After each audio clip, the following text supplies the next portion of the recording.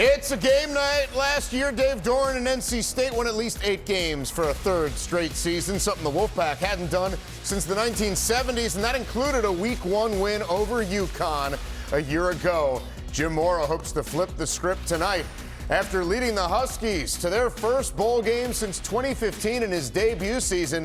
It's NC State and UConn coming up at the bottom of the hour here on CBS Sports Network. Take a big deep breath because you're going to enjoy the rest of the evening. Are you kidding me? Oh, mama! What a catch! Unbelievable!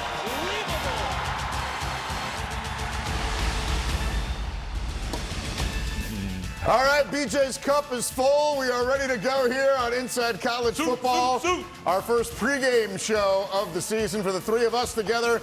Danny Cannell, Brian Jones, I'm Adam Zucker, and we have finally reached the first full week of the college football season. We got games spread out over the next 5 days. Come on, say it again. 5 straight days. Ball is back. We're stoked. If you can't tell, that's why I'm talking so loud.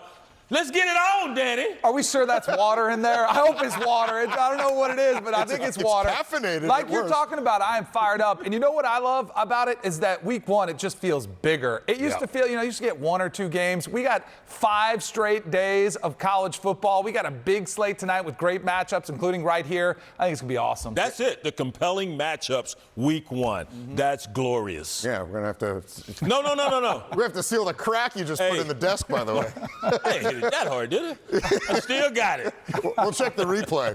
All right, we do have a big one here tonight on CBS Sports Network as NC State hits the road to take on UConn. Kickoff coming up at the bottom of the hour.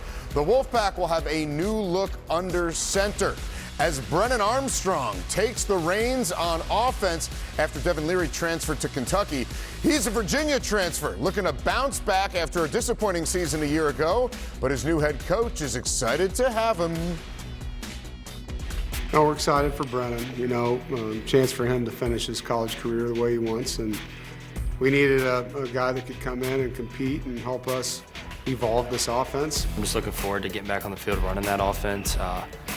Just getting back into the feeling that I had in 21, just playing free, playing like myself, and just trying to honestly just put points up on the board. And I'm pretty sure we'll win games if we do that as an offense.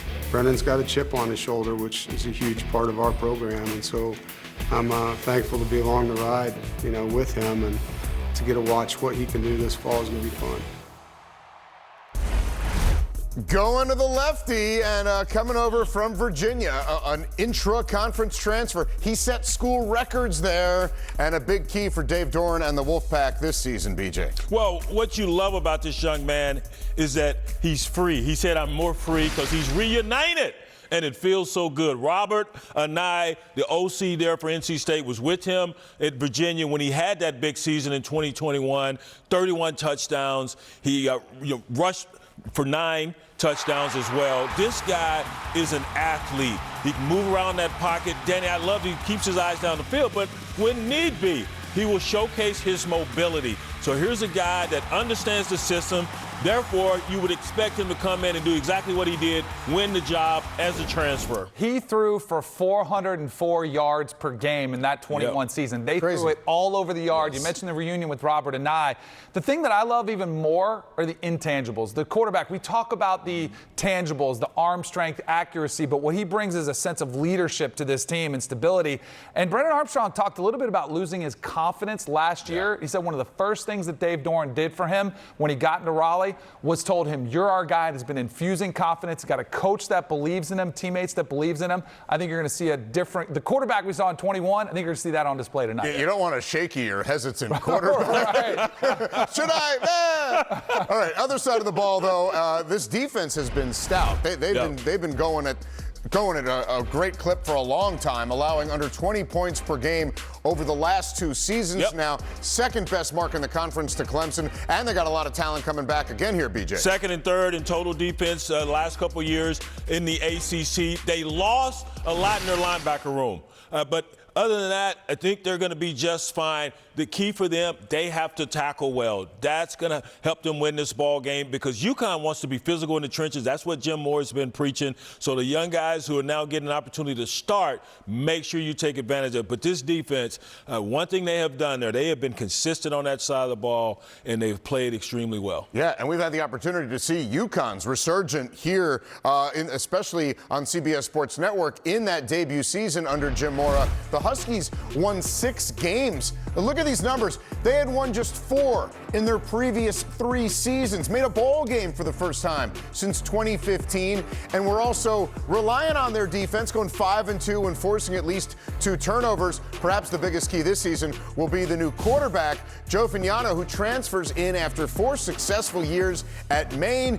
Danny, I found a clip. This guy can throw some smoke. He can. You know, reunions are going to be the theme of the night because he reunites with his play caller, Nick Charlton, who was his play caller at Maine, who's now the offensive coordinator at UConn. And I think it was a big reason why he won the quarterback competition, familiarity with the system. It was a rough go of it win-loss-wise at Maine, but he still was able to keep a pretty positive touchdown-to-interception ratio, 15-6. Throughout his career, he's played a lot, so the experience he brings to the table, I think is going to be invaluable for UConn as well. And the running backs, he's going to lean on that running game. They've got Devontae Houston, Victor Rosa. These guys were 6.8 yards per carry and 5.4 respectively. And so this is a nice two-headed monster that they can utilize to help this quarterback who's taken over under center. And don't forget about Brian Bruton. He's a small, undersized guy, about 5'7", 173, got injured a season ago, but he can help as a third back and also in the return game. And they won a lot of low-scoring games last year, Danny. This is a team that really leaned on their defense a year ago, and a lot of their starters are back as well. So a lot of similarities between them. There are. And I think that's what you would expect from a Jim Mora coach team, a hard-nosed defense that's going to go out there, play fundamentally sound, and keep an eye on Jackson Mitchell, the linebacker. He led the team last year in tackles for loss, and sacks. He's a guy that can absolutely disrupt things and make life uncomfortable for Brennan Armstrong. That, to me, is really the matchup to watch. Can UConn's defense slow down that offense that we were talking about with Brennan Armstrong and that side of the ball? Shaved 13 points off the points allowed from the previous season. So Jim Moore, he took over that defense. Remember, his DC left the week prior to the opener. Now let's hear from him, because UConn is looking to start their season off with a bang and pick up where they left off defensively and can notch its second straight win over an ACC team as well tonight. Our own Kiana Martin caught up with Coach Mora not long ago. Coach Mora, your second season here with UConn, just a season removed from taking this team to a bowl game after they haven't been there since 2015. This time around, you come with a new quarterback in tow. I know what the big picture is, but coming into tonight, what are you looking to see out of your quarterback? I just want to make sure that takes care of the football, and then I want to make sure the rest of the team supports him the way they should. And that means defensively, we've got to give him short fields and keep the game close, and on special teams give him short fields, and offensively be able to run the ball, catch the ball when he throws it, protect him, and he'll do a great job for us. I'm excited to see him play and the rest of our team play. Okay, so we're standing next to the locker room. I'm seeing the guys walk in. I feel the energy from these guys. It's the start of the season. It's a game. It's a big game for them. But also, this is a big game for the fans who they're excited about this season and what you're bringing to the table. What are you hoping to see out of your fans at this stadium today? Well, I think it's up to us to give them things to cheer about. You know, we have to go out and play good football, and we have to play hard and physical and be disciplined and keep them into the game. And, you know, I think we can grow something special here, and hopefully this is, the next step in that process. But I'm just appreciative of everyone that's going to be here tonight. I've heard it's going to be a good crowd, and now it's up to us to go out and kind of confirm that they made the right decision by coming here tonight. Good luck, Coach. Thank you so much. All right, thank you. All right, thank you, Kiana. And some of the defensive numbers that we talked about are on display here. He's looking for more from that Huskies offense this season. Look at the way he's leaned on his defense a year ago. They became just the 5th team in 8 years to score fewer than 20 points a game while still notching 6 wins. In fact, that was the second time that they've done it in that span.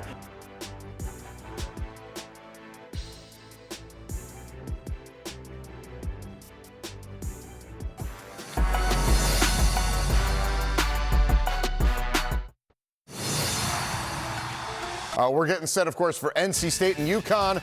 Victor Rosa is back for the Huskies. in that backfield after leading the team in rushing and Showing them touchdowns abs. a year ago. Well, works for him. We won't do it. Not around here. Getting set for the opener against NC State here on CBS Sports Network. All right, welcome back. NC State getting set to open its season against UConn here on CBS Sports Network. Wolfpack corner Aiden White returns after notching 4 interceptions last year, second best in the ACC, and landing him first team all-conference in 2022. Now, the Wolfpack have enjoyed plenty of success the past 3 years, winning at least 8 games each season, including a 17-9 mark in ACC play. But they keep missing out on the league championship game each year. One big change that could help them get there is the elimination of divisions, with the conference instead sending the top 2 teams to the title game from now on. As expected, coaches were split on the decision to do so. My thoughts on the ACC eliminating divisions is I was for it. And I think what you usually found in the ACC votes is that if you were in the Atlantic, you wanted to eliminate divisions, and if you were in the Coastal, you didn't want to eliminate them. I'm fine either way with it. At the end of the day, you play the schedule you get, and if you're good enough, you get it done. If you're not, you don't. I didn't like us eliminating divisions in the ACC. And the reason is I wanted division championships. I thought that was really cool. I thought we had natural rivalries. I think whatever gets us to the best teams competing on the field, let's get there. No one knows how it's going to work out. You know, it's exciting knowing that the top 2 teams are going to get to play in the championship, and it puts the importance of on every single game that you play. But being able to build throughout the course of the season to have a chance to be one of the top 2. Well, you saw those helmets. It's good for Danny's Knowles when their only loss is Clemson. The ACC championship game has been dominated by the former members of the Atlantic, winning 11 of the last 12 matchups, the lone exception being Pitt 2 years ago. All 11 of those wins came from either Clemson or Florida State, which have 12 titles between them. Meanwhile, Louisville, NC State, and Syracuse, the only 3 teams yet to appear in the game, with all 3, not coincidentally, having been in the Atlantic with the Tigers and Knowles all those years. Picks from the guys here for NC State and UConn coming up next.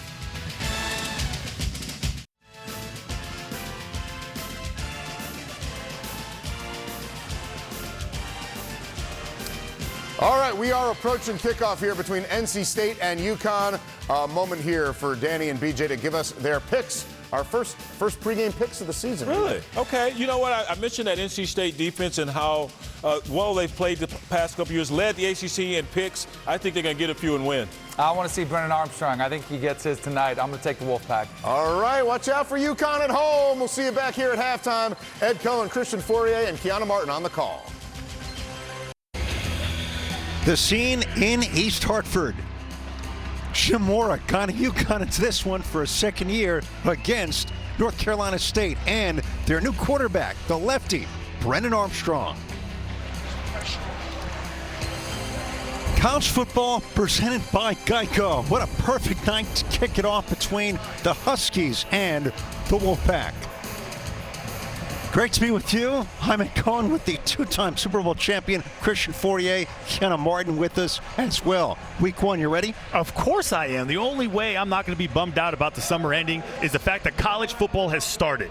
So I'm ready. Are you ready? I'm ready. Is the NC State defense ready? Yes, they've been great the last few years. The offense, well, getting better and getting a big arrival in this guy, Brennan Armstrong, the transfer from Virginia. You said it. Defense was great last year. Special teams was great, but the one missing piece was offense, and Brennan Armstrong, the all-time leader in passing touchdowns at Virginia, also had 20 touchdowns on the ground, was important to their success moving forward. Last year had his worst year when Robert and I left, but Robert and I and Brennan Armstrong are back together again. Hopefully those 2 guys reuniting can bring back some of that excitement and production that this team is missing. Reunited, it feels so good. Speaking of which, Joe Fignano from Maine transferring to UConn, and he's back with a guy he knows well from his old days. I think the impressive thing about this is that Fagnano came into camp and won over his teammates, didn't throw any interceptions, was really key in the development of the younger wide receivers, and they're excited. And there's Nick Charlton. He recruited Fagnano at Maine, and then he said, listen, I need you. Get over here to Connecticut. We got some touchdowns to score. Christian Chimora, before he got to UConn, the prior 3 years, they won a total of 4 games. Last year, won 6. This guy, all he's done is win. Dave Doran, year number 11 with the Pack. Not only is this guy like a standard in college football, but you look at some of the guys that he's putting out into the pros. They recruit well and they develop well, and the kids learn a lot from him. Beautiful in East Hartford, just a breeze, but nothing else for opening night at UConn. 4th meeting last year, Wolfpack winning in Raleigh, 41-10 against the Huskies. College football back tonight in East Hartford. I know. I tell you what, like, you cannot ask for a better evening of football. I used to love it when, like, the big linemen would say, yeah, this is this is football weather, and it was like 10 degrees. No, tonight this is football weather. This is it. This is what you want. NC State won the toss and deferred. Brian Bruden back to receive for Connecticut and bring it out to start the game with the touchback. Down to Kiana Martin. Hey guys, you might have heard it was a gut decision to go with Joe Fagnano as the quarterback, even though there were 2 quarterbacks who have played snaps for UConn, but consistency was the word that was used to describe him. Even NC State head coach Dave Doran used that word when scouting him. He threw 15 touchdowns to 6 interceptions last year at Maine, and guys, take this a step further. He didn't throw a single interception the entire training camp. All right, Kiana, it was a close competition. Fagnano and Taquan Roberson, the Penn State transfer who was injured the first game last year, but Fagnano earning the unanimous decision of Nick Charlton and Jim Mora. Yeah, they said they even asked and some of the players and some of the other coaches what they thought, and they were all on the same page as far as who they thought should lead this team to start the season. Devontae Houston and a running back. Brett Buckman in motion. And nothing doing for UConn on their first play. Jakeem Harris with the tackle for North Carolina State. Well, this is what you're going to get. This team is fast. This team is quick, and they are aggressive, and they are going to attack the line of scrimmage with an offensive line that returns 4 of their 5 from last year. Coast to coast starting lineups brought to you by T-Mobile. After a 1-yard loss, 2nd and 11. Fagnano, first pass, a little bit behind, but it's hauled in by Jordan Porter. Yeah, and if you're a Fagnano, you got to be happy about that, right? Quick little slant route, and then you get the completion, positive yardage, and away we go, especially after a loss of down on the first one. Get a gain of 6. They go quickly. 4 wideouts. 3rd and 5. Christian, the familiarity, Fagnano and Charlton will look for it early in this one tonight. Yeah, and this is the most important part of this offensive. Can they be successful on 3rd down? Cam Ross with the completion. Boy, that's long overdue for a guy who's been banged up the last few years. Yeah, again, he's been banged up. A big year in 2019 as a freshman. Obviously, 2020, they didn't even play football. Got hurt again, then he got hurt again last year. Played in the bowl game, and they're excited about his return. Weren't really sure, how well he was going to feel, but again, he looks really good right now. Gain of 14. 1st and 10 from the 44. It's Houston. Wrapped up. Gains a yard, if that. Wrapped up by Devon Betty, the starting linebacker for the Wolfpack. And the defensive lineups right now, Davin Van Weer, number 1. That's a special honor. We'll tell you about that later. Nose tackle, C.J. Clark. That's the important part of this defense. And then the linebackers, look at Peyton Wilson. A lot of respect for him. Robert Kennedy. And they got 2 great corners in White in battle. Go empty on 2nd and 8. Show blitz. Here it comes. Fagnano, quick release, completes it over midfield to Jordan Porter with his second catch. Here's the key for NC State, and this is good. This happened early. If you go empty, it is an automatic blitz check by NC State. They do it all the time. You show them empty, they are going to bring some sort of pressure. It may be up the middle, it may be three strong. It doesn't matter. The fact that offensive coordinator Nick Charlton put themselves in empty right away to kind of figure out what they're going to do is going to be key. 3rd and 2, Victor Rosa, the back for Connecticut. Gets the handoff. Gets only one. Cecil Powell didn't play the last 2 years with the tackle. So what do? Well, okay, right now it looks like they're going to go for it. And I would say this was the part of the success that they had last year. They were good. They were decent on 4th down, UConn was, and they pride themselves on their offensive line. Now, every time they go heavy and they pack the box with a bunch of offensive linemen, what they try to do is NC State will just bring everybody. Right now they got number 97 in the game. Number 97. Stafford. Big blocker, sneak up the middle and move the chains. It's like the fridge for UConn. Last year when they had injuries,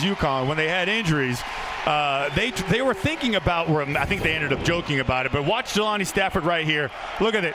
This is like what the Philadelphia Eagles do when they have that scrum and they all just get there, but they're having a big defensive tackle be the guy that's just bowling people over.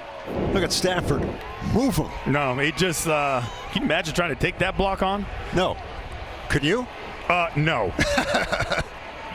1st and 10 from the 45. Double pass. Here we go. Up for grabs, tipped, incomplete. That was Houston rolled out and met by Jalen Scott from the Wolfpack. Okay, so interesting because the tight end is a transfer from TCU who used to play quarterback. Okay, number 86, and he was able to. Alexander Honing, and he's from Germany, so he's a former quarterback that during COVID couldn't do anything, gained 40 pounds and moved to a tight end, but he can throw the football, so obviously Nick Charlton trying to figure out a way to throw some razzle-dazzle in there early. That was a misquote. He gained 40 pounds. 40 pounds. Wow. What did I say, he lost 40 pounds? No. Misdirection. Nearly a 1st down on the pickup. Fagnano getting it done with the legs for 10 yards. He's not known as a runner. He's not known as a runner, but he can run and he needs to. And this is part of the elements that we didn't see last year with this UConn offense.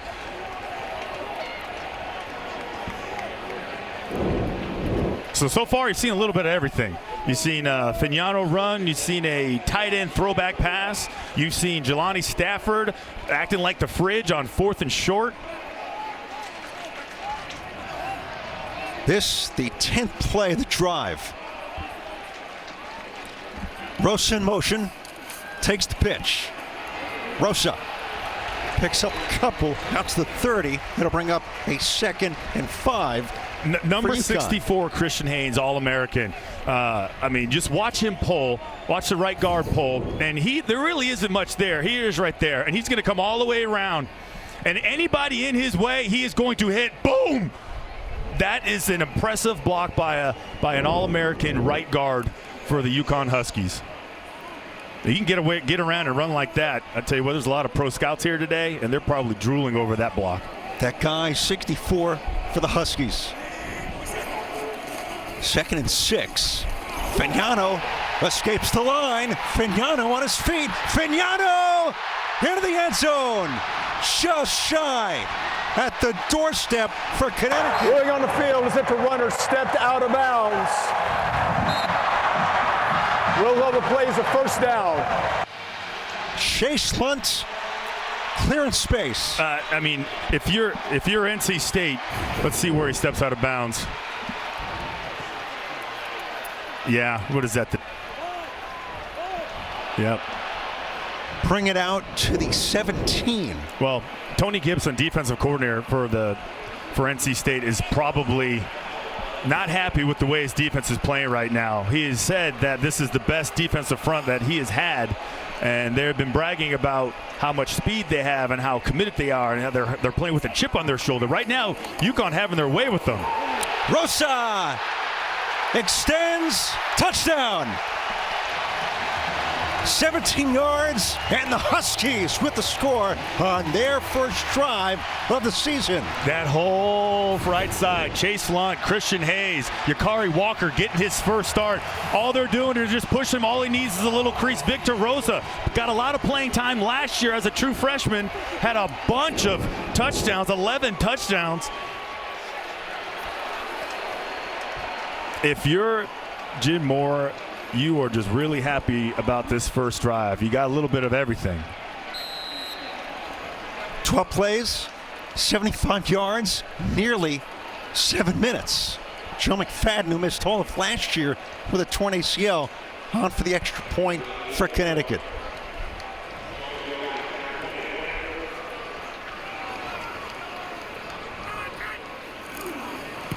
Jim Moore said, we want to run the football.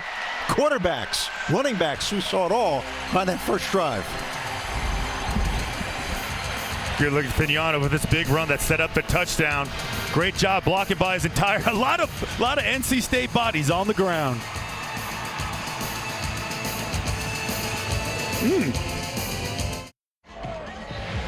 Victor Rosa with the touchdown on Connecticut's first drive. What a first drive it was, Christian, for the Huskies. Yeah, let's take another look at it. You got great blocking up front by your right tackle, right guard. Your tight end, Alex Honig, just really hemmed up one of the safeties. I'll tell you what, if you're NC State, you're probably a little shocked right now. You're probably a little shocked, especially if you go back to last year, how this defensive line, this defensive front, the linebackers, they pretty much had their way with this UConn offense. They couldn't muster any offense whatsoever.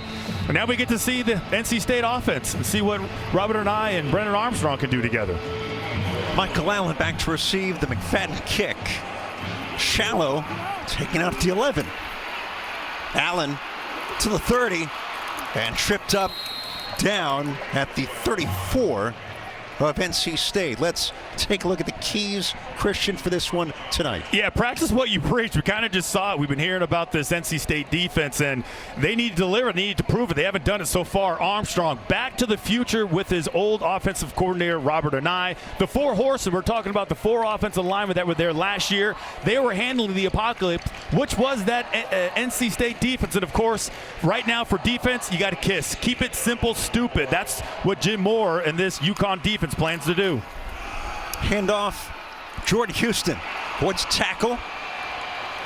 Houston across the 45 near the 50. He's taken down finally by Noah Plack. Yeah, Jordan Houston, you talk about a guy that can just violently cut and does everything right. I mean, he really should have been tackled in the backfield, but he's so strong and so elusive that he broke free and got a first down. Look at the coast-to-coast starting lineups brought to you by T-Mobile. Armstrong first throw out of the backfield. It's Lassane. Keon Lassane, their top returning receiver, with the catch, and he's brought out of bounds with the block by Terrell Timmons. Let's meet the lineup for NC State. Yeah, they're moving fast right now. Anthony Belton right here. Here's your left tackle. There's a lot of scouts out there drooling over him. 6'6", over 300 pounds. And, of course, your tight ends and your wide receivers. Jordan Houston, we just saw him with the catch and a run. There goes Armstrong. Lost the football. Was on the ground. Yes. And they'll call it down at the 34 after a gain of 5. So we're ruling on the field is that the runner was down prior to losing possession. Second down. Yeah, so you can tell, like, they are not wasting any time. They are not huddling. They're going to get a lot of different players involved. They're taking a Kodak look and seeing what UConn is going to do to certain formations and certain motions so they can set them up for later. Houston again to the 30. Brings up a third down for NC State as we meet the defense of Connecticut on this opening night. Yeah, the defense is going to be important. They return a lot of players.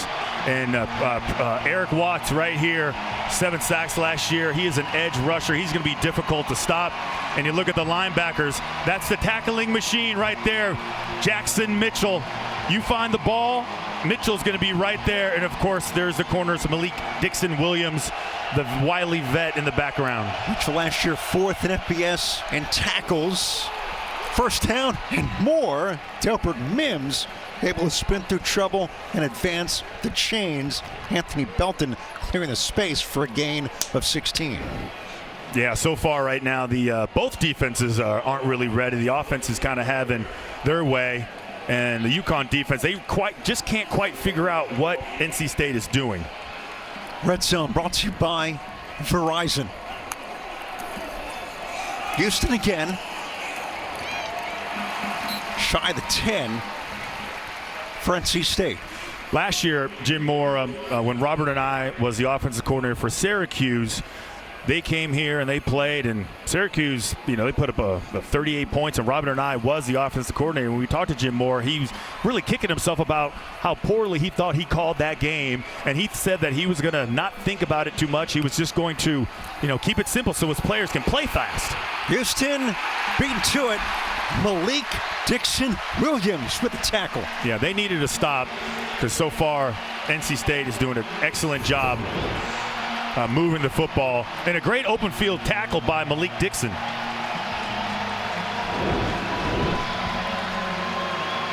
Third and 8.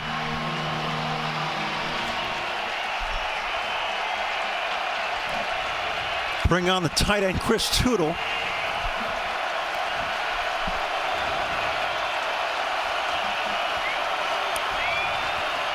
Armstrong surveys, throws, complete on the boundary.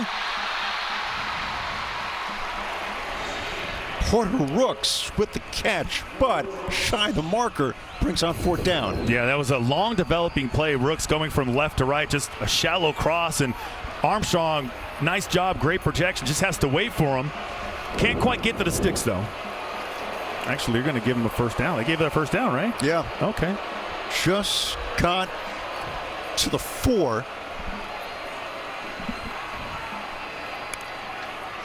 First and goal.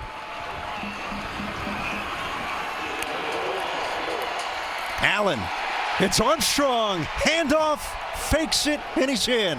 Touchdown for the quarterback, the transfer from Virginia. He's a weapon on the ground. I'll tell you what, he had 20 touchdowns when he was at Virginia.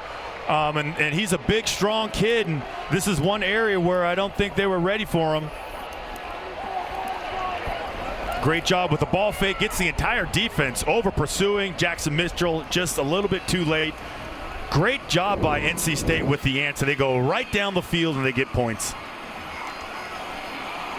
9 plays, 66 yards, and 427. Braden Narveson for the extra point. And we're even 7-all. Hey, good defenses last year.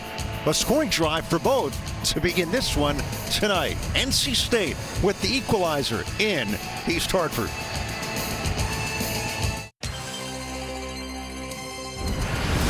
College football on CBS Sports Network is sponsored by Geico. For all your insurance needs, it's easy to Geico. By My Plan from Verizon, the plan for fans. And by Snickers. Snickers satisfies.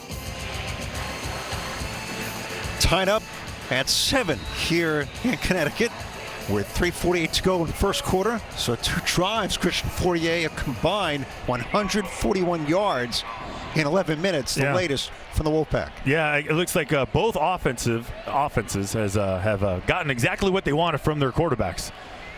2 new quarterbacks, 2 touchdowns on the first drive.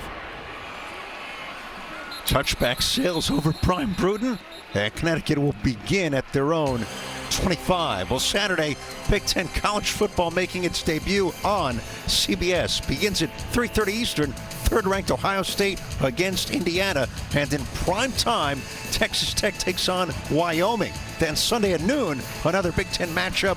Northwestern hit Piscataway against Rutgers, followed by Oregon and San Jose State. A big weekend of college football Saturday and Sunday on CBS. Lewis Hanson, tight end, transfer from Michigan, in the backfield lined up, and this is Houston, and pushed out of bounds, rather Bruton for UConn.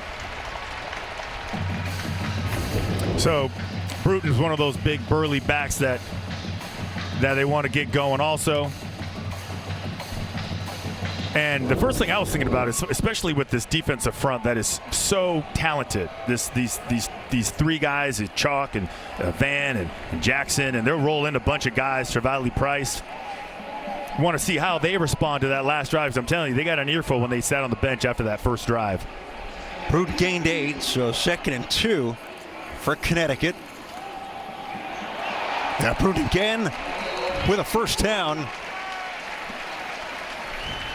Kerry Walker, who won the center job during camp, able to clear the space for a gain of 6. If this offense looks familiar, I asked offensive coordinator Nick Charlton, what would you label your offense? And it's a pro spread hybrid.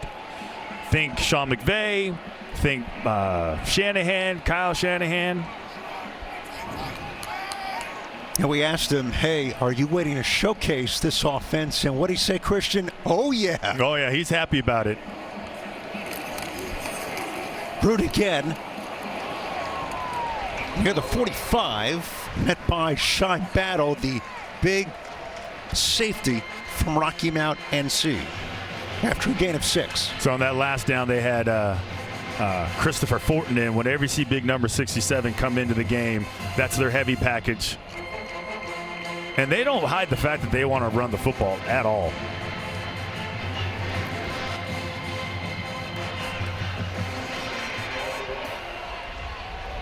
Second and 4. Play fake. Fagnano flushed, flips it behind Jordan Porter, and incomplete. Yeah, good pressure that time. Play action pass, trying to get something going, something that they were limited to last year. And watch the safeties come down late. UConn can't pick it up. Fagnano kind of overthrows him. Kind of felt like he had him a little bit, but just a little bit outside. Brings up a 3rd and 4 from the UConn 44-yard line. 5 wide, empty backfield.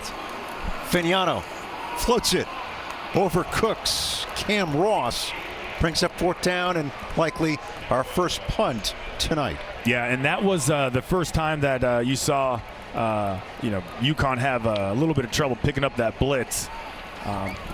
And again, they tried to hit the go route on the side, something that they had been practicing. Whenever they recognize any sort of man or any ability for those outside receivers to have a one-on-one, they're going to throw the ball up there. They practice it in practice. George Carradine, it's a punt for Connecticut. Jalen Coit back for NC State. Nearly blocked, but gets it away. And Coit will take the fair catch at the NC State 12-yard line. Tie game, late first quarter in East Hartford.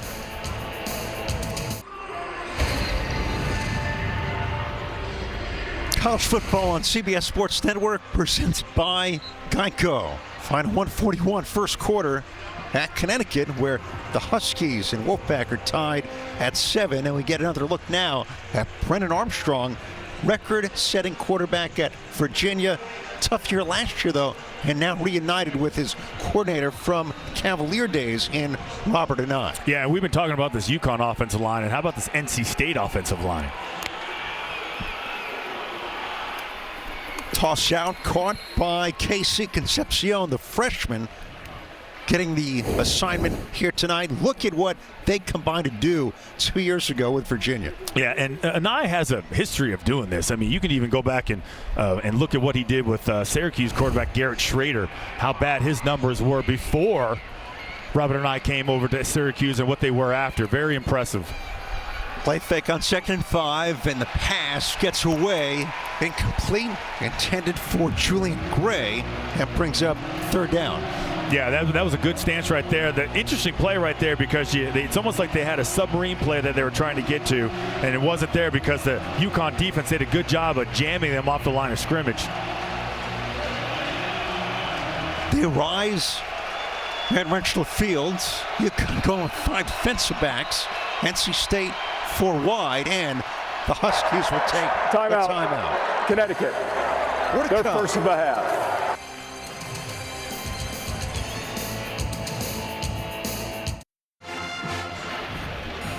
Christian Fortier, you played for Bill Belichick in the NFL. You know what longevity is all about. But this day and age, you stay 11 years in one place. That is a long time. Yeah, that's hard to do in college football. And it was interesting to me that Robert and I, when he talked about one of the reasons why he came to NC State, is because he mentioned stability, how stable this program is, how consistent they are. I mean, they are always in the conversation. Dave Doran is 11th year, 13 overall, is in coach at the FBS level. Armstrong 3rd and 5. Bumped, escapes across the 20, and good for a first down. Durante Jones cutting him off, but you can move the chains. Well, he's got to be upset about this. Delmar Gourdine right there almost has him, but he gets free. He's so strong. I mean, he's 212 pounds, and even though they pulled the right defense and had the opportunity to get him down, they just couldn't get him off the field. There's Gourdine right there, number 96, redshirt junior.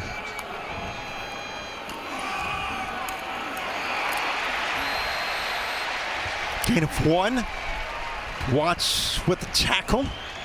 Okay, that was Mims. Yeah, that was a great job with the pursuit backside, because as NC State's trying to run a corner, they're pulling all their backside linemen, and they're coming to the right side as hard as possible. And then Eric Watts with a nice job pursuing and making the tackle behind the line of scrimmage, too. Jelani Stafford, R.J. Wilkins, and on the line for UConn. And this will get us to the end of the first quarter in Connecticut. That's the end of the first quarter. Drive on the score on the first drive, answered by Armstrong, and we're tied.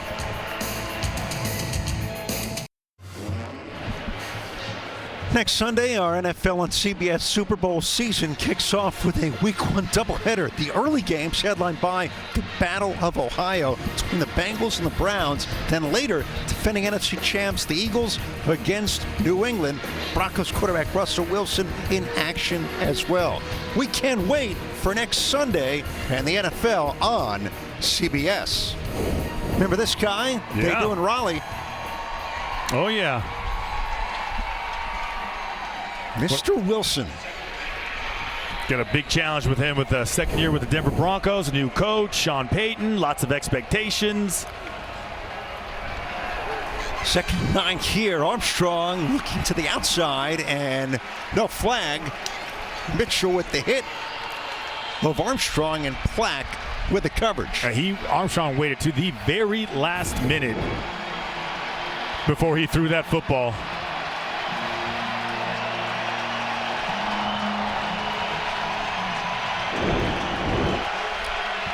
From the NC State 26. Husky shift.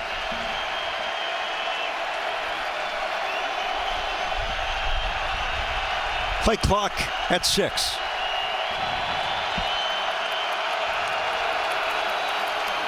Armstrong over the middle, tipped again, incomplete.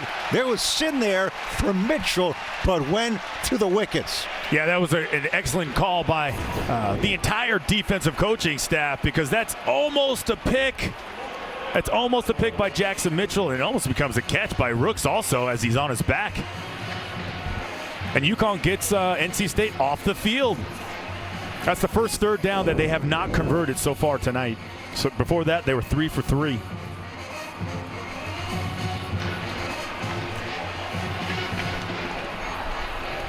Hayden Newcastle will punt it away. Brett Buckman to receive for the Huskies. Offsides. There's a flag. Fair catch at the 29 by Buckman, but we await the flag.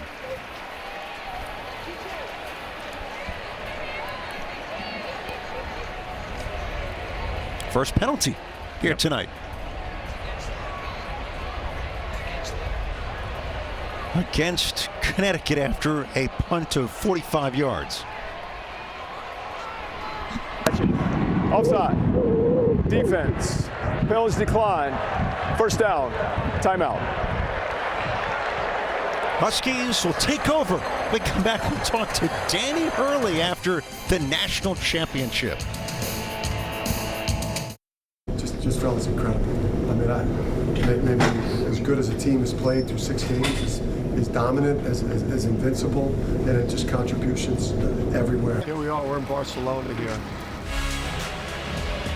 CBS Sports Network's been following Dan Hurley for a new special called Home Court that will premiere in November. The crew capturing behind-the-scenes footage and even traveled with the Huskies to Barcelona over the summer. So if we had a good summer, this guy had a great summer. Dan Hurley, it has to be just wonderful celebrating a title. Yeah, and you definitely do a lot of cool stuff, and to end it with the foreign trip with with the next year's team, which we expect to be competing for, hopefully for another championship. Now, Jim Moore has been here, obviously, for this is his second year. Do you guys communicate? Do you guys talk at all? Share, philosophies, theories, stories? Yeah, I mean, as coaches, you just, you try to learn, and obviously you have a lot of respect for, Coach Moore, to be a former NFL head coach with the Falcons and have coached Michael Vick, and just the pedigree, being a coach's son like me. I work at a perfect place. You got all these unbelievable coaches you could kind of learn from and become friends with, like Coach Moore, Gino, Coach Calhoun. It's a pretty cool place to work if you're a coach. Jim Moore spoke about the energy that you guys share and kind of the stories that everybody can exchange on campus. Yeah, I hear about his practices and just his intensity and his focus, and it's I was over there to watch them practice in training camp, and I love the vibe in there. You knew they were good up front on both lines, and they're going to be well coached, and it's just impressive to see the growth. Yeah, so you're a fiery guy. I mean, did you ever think about strapping on a helmet? Was that ever part of the Hurley family? I would have been a really good receiver. Okay. But I have short arms. You have alligator arms. Well, yeah, kind of like, no, I'm more like a T-Rex. But, yes. As we're watching the game right now. Yeah.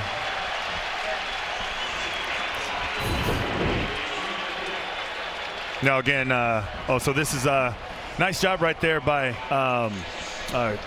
Joe Fignano, getting everybody involved so far. How many games do you get to go to a year?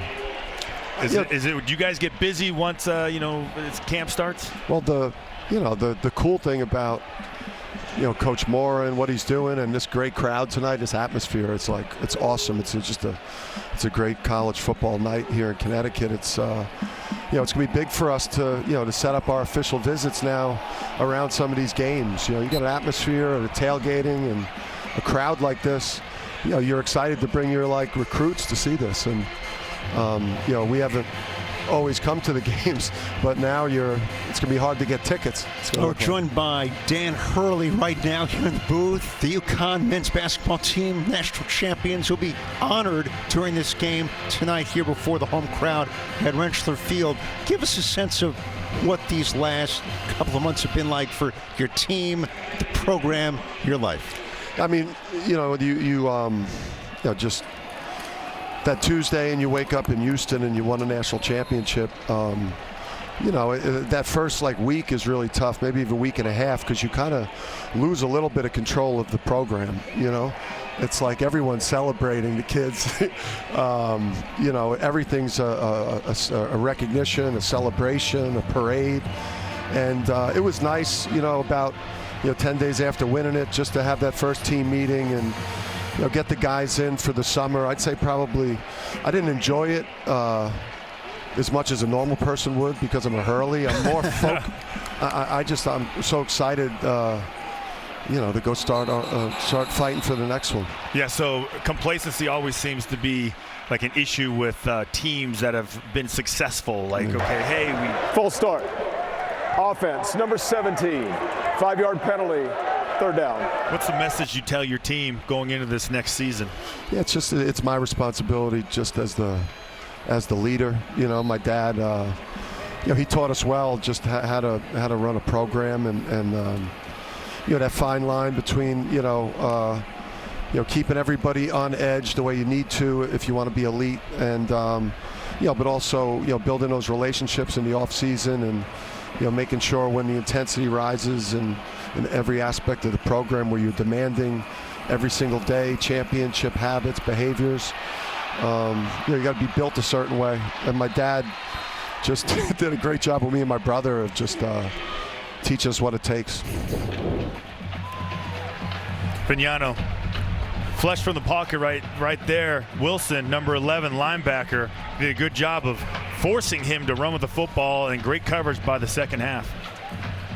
Dan, you want to stay in the booth the rest of the game? I love football. I think I'm more of a football coach type too. Interesting. Just my demeanor and personality. You know, I get a lot of reaction from my sideline. If I was on the sideline down here, no one would even notice that I'm a madman. Jalen Coit let it go for a touchback for NC State. Danny Hurley, great to see as always. Thank you. Thanks, Coach. Great meeting you. National Good luck champs being honored tonight here in East Hartford. Let's do it. Oh, yeah. Let's do it. Let's do it.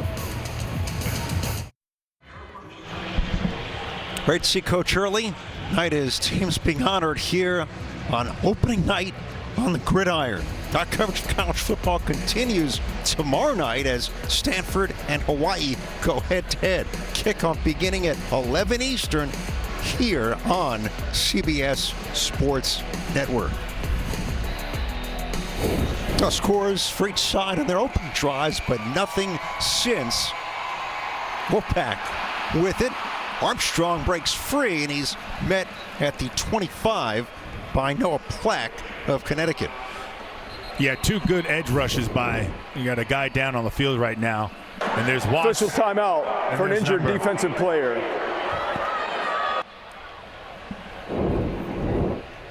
Player down. Media timeout. Take a timeout. Eric Watts enjoyed a breakout season last year for Connecticut, but taking the worst of this hit with his own man.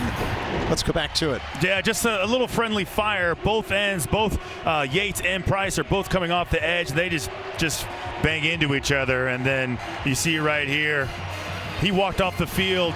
Looks like he's chomping at the bit to get back in. He's going to have to sit out one play. We'll see if he comes back in.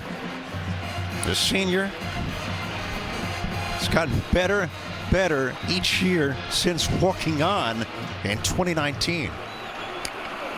Second and 4. Their first down for NC State out across the 35. There's Lassane, the senior, their top returning receiver last year with 31 catches and 2 touchdowns. Also the captain, and just a quick little misdirection slip screen to the short side of the field. An excellent job running after the catch. First and 10 from the 37. Lassane skirts out to the 45. Broke 2 tackles. Yeah, he did, didn't he? He really felt like he should have been tackled right there behind the line of scrimmage. And number 5, Archie, just can't quite get him on the ground. He gets positive yardage, back-to-back plays.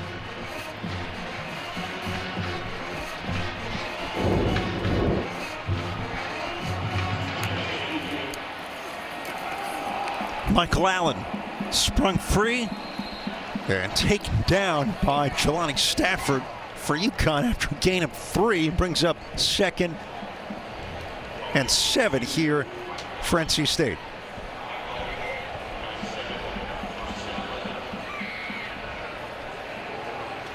Now, Hard move the chains on that short pickup.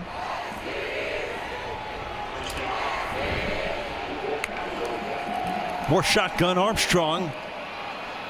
And the catch made out across the 50-yard line by Julian Gray, met by Hermani Archie, the transfer from Washington State. Yeah, that was a good read by Armstrong because he gets a blitz by Tuifamitu, and recognizes it, gets it out of his hands quickly.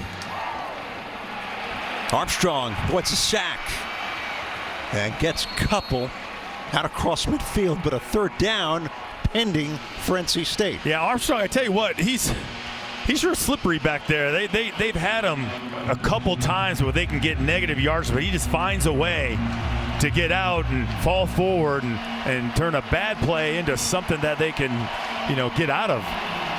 Been good on third down. Converted 3 of 4 of them.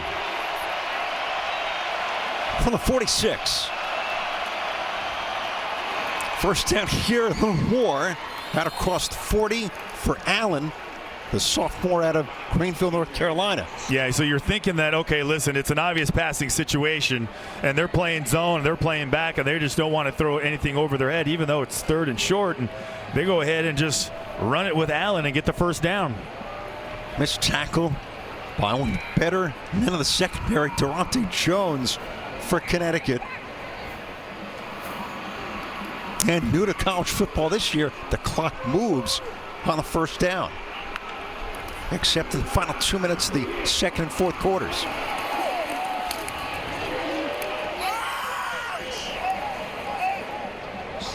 There's Trent Penix with the reception for a gain of 7. So the new rule, which I love, by the way, yes, is it used to be, as we keep going right there, you get a first down, it's an automatic stoppage of play until the refs blows the whistles and says you can step it. Now they can only do that in the third and fourth quarter inside 2 minutes. So inside 2 minutes in the second quarter before half, and in the fourth quarter before the end of the game, they will stop the clock, let you set the ball, as opposed to doing it in every quarter. Full start. Offense, number 82, 5-yard penalty, second down. That's Terrell Timmons, the sophomore wideout. Let's go down and count more. Kiana? Hey guys, outside of Brennan Armstrong's physical tools, offensive coordinator Robert Anae, he credited his impulsive and instinctive traits, stating that he would actually bode well playing on defense. He highlighted his innate qualities that a lot of defensive players have, being decisive, field-oriented. He said if he reads one thing and he's feeling something, he'll go the other way. Well said. There's Armstrong dancing with it. Armstrong dives and just shy of the first down. UConn plays coverage, and there's no place for him to go with the football. He's got the time to throw it back there, rolling, but he just can't do it. So he's like, you know what? This is what he's been doing all day.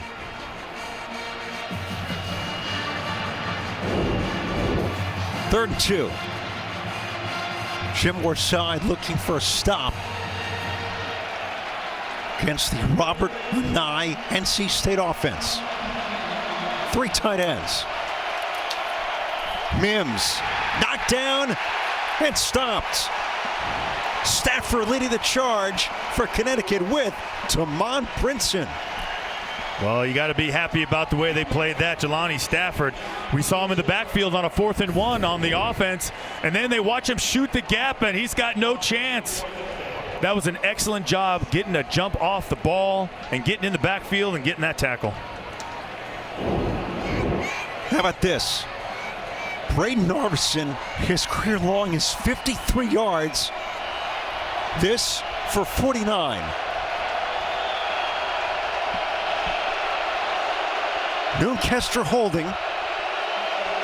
Joe Shimko, the veteran, with the snap. And it is no good from 49. We stay tied in East Hartford, 7-7 on CBS Sports Network. Braden Narveson from 49 yards out in his range, but no good. Okay, Christian Chamora wanted to freeze him, get a timeout, thinking about it. Changed his mind at the last second. Yeah, no. I was just kidding. No. Yeah, look at him. He grabs the ref. He's like, hey, you saved my butt. My man. Because I'm telling you, if I see that, I'm calling timeout right away if I'm the ref. All right, tie game late in the second. And a short completion to Justin Jolie. tight end, also a receiver. Sean Brown with the tackle. You get these aggressive blitzing defenses, especially NC State. You want to get that ball to the perimeter. You want to get rid of it quick. You don't want any indecision. You want to get it in their hands and let them run. And if they're going to be aggressive on the outside and play man, well, then you got to make them miss. So far, Tony Gibson led defense for NC State last year, #1 scoring defense in the ACC. Rosa, with a touchdown earlier on the opening drive, able to push the pile, get a couple, met by Caden Fordham of NC State. Yeah. UConn's offense quiet since that first drive. Yeah, well, you know, this is a veteran group on defense for NC State. They got a lot of guys that have played a lot of football, and they're obviously proud, so I don't think they were happy at all with that first drive. And you can see right now they're starting to play a lot tougher, a lot more discipline. 3rd and 7 after a gain of 3. 4 wideouts. Rosa in the backfield. Fagnano going deep. Knocked down, incomplete. James Burns had to wait on it, and Kennedy Fitzgerald were there for NC State. Yeah, they didn't fall for it, and they did a good job getting back. And Fagnano, the first deep pass of the year so far, and you know they're in possession. They're right in position. Fitzgerald, great job right there, getting its hands up. And you got Kennedy also right there. First 3 and out for either side in this first half. George Carrington on a punt. Jalen Coy back again to receive. Coy let it bounce. Man downfield, and finally drops at the 15 for the Wolfpack after a punt of 49 yards. Coming up on the Verizon halftime report, Adam Zucker, Brian Jones, Danny Cannell. They'll break down this game from Connecticut, get you caught up on the other games around the country. It's all coming up on the Verizon halftime report. Seeing why the NC State defense, the staff, Christian, we talked to them this week, and they were adamant that even with some departures, this might be the best group they've seen the last 5 years. Yeah, not only and they got a lot of depth too. That's the other thing that makes them so dangerous is that they can roll 7 deep easily. Casey Concepcion, the freshman, Brooks a tackle out across the 25, met by Stan Cross for the tackle. Yeah, they love this guy, KC Concepcion. Getting a lot of buzz, a lot of attention in camp, just really doing everything perfect. Came in early and just really showed that the coaches could trust him. So the more they can trust him, the more you can show you can belong, the more opportunities you're going to get. Armstrong in space, stiff arm, and out past the 30-yard line to the 32. I can't imagine at some point in time Jim Moore is going to look at his defensive coaches and say, all right, this guy's doing this all night. Should we devote one player to kind of spy on Armstrong just because how he keeps breaking free? You keep rushing forward, he keeps finding a seam or a lane and, getting positive yardage. Got a 2nd and 4 from the 32. Jordan Houston again. And picks up a couple more.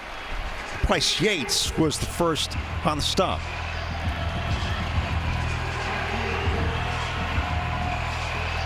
Jim Moore said, Christian, that, hey, you go through an offseason, go through camp, and you think you made progress, but you really haven't. Every team in the country is full of optimism. Yeah, and you see here's a short yardage play right here.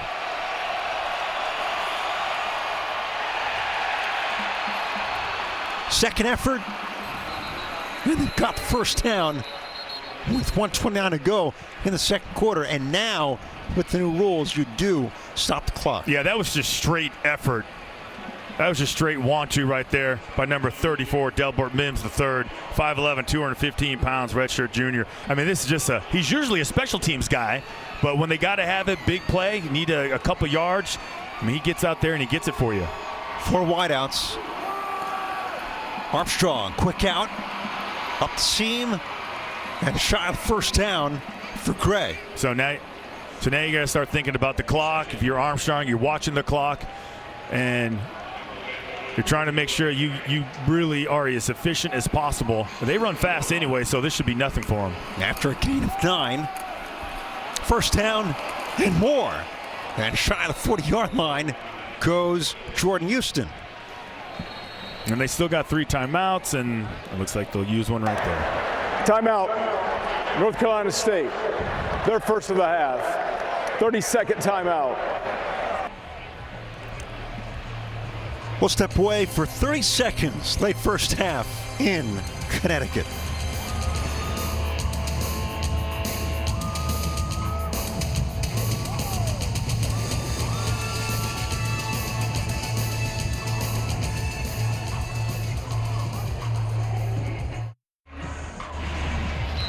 The efficiency, Brennan Armstrong first came with NC State after 3 years with Virginia. 37 yards on the ground. Drops back, looks over the middle, pass behind and incomplete off the arm. But off the mark, Jalen Coit, the intended receiver. Yeah, kind of threw it behind him a little bit. You'll see him right there. Just can't quite turn your hands around, and he's not happy about it because he knows he probably should have made that pass. And you're talking about all the yards rushing for Armstrong, and a lot of them are after contact. 8th play of the drive now. Armstrong hit, throws complete. What a catch it was by Rooks. Now again, clock is stopping automatically, right? But they call timeout anyways. They get the first down. They would have been able to call the timeout, but you still got 1 left. And you still got plenty of time. You got 40 seconds. You got a ton of time left. Timeout. North Carolina State. Their second of the half. 30-second timeout. Please reset the game clock to 41 seconds. 41, please. That was a huge catch right there. They needed that big time. He went up and got it. Armstrong waited for him. Thank you. Oh, Rooks. They're counting on guys like him. What a night. By the way, here in East Hartford. Oh, it's beautiful. And Rooks is a guy that's been a backup most of his careers, playing here and there. But the one theme that's coming out of camp for a lot of these guys that have played a lot and have played behind some starters that have kind of occupied those spots for multiple years, they leave, some go, transfer to another team. Other guys got drafted. Guys like Rooks finally getting his opportunity to be a full-time starter in the slot in a new offense with a new quarterback. Lost 3 of their best receivers of their 4 from last year. First 10. Armstrong slings it over the middle. Incomplete. Coit, the intended receiver, and the Huskies able to close it down, including Stan Cross. So what Jim Moore and this defense is doing, they're just going to rush 4, and they're going to play coverage. And they're just going to say, we don't think that you can find the spot. We don't think you can find the opening. They actually get the opening right here, but they actually can't come down with it. From the UConn 32. Armstrong releases, complete. Knocked out of bounds. Concepcion with 32 seconds left in the quarter. Yes, and you still can pretty much throw it anywhere you want. You still have the middle of the field open. You can still take a shot if you want to. You still know that the clock is going to stop if you get a first down right now on 3rd and 2. From the 24, the 11th play of the drive. It's Houston. Ducks around, stopped. They come with the blitz. And NC State runs right into it. The whole defensive front slanted to the play side run, and you had safeties coming back on the backside chasing just in case there was a cutback. Watts and Stafford there for UConn. Take the clock down. 1 play. Timeout. And the Wolfpack will look for timeout. North Carolina State. Their 3rd and final of the half. 30-second timeout. They'll receive 2 to begin the 3rd quarter. You got to be happy about both teams really. NC State we've been talking about these offenses with these new quarterbacks, and it's really been the defense that have been holding it down for both teams. Other than that first drive, that's pretty much the only thing that you've gotten. You've had some drop pass, you've had some good plays. Tackling for UConn has been a problem, obviously.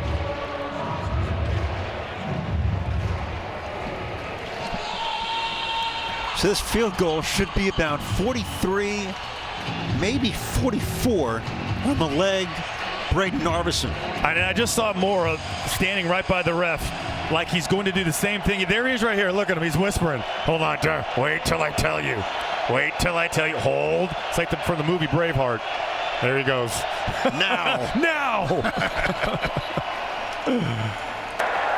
Timeout, Connecticut. Their second of the half. 30-second timeout.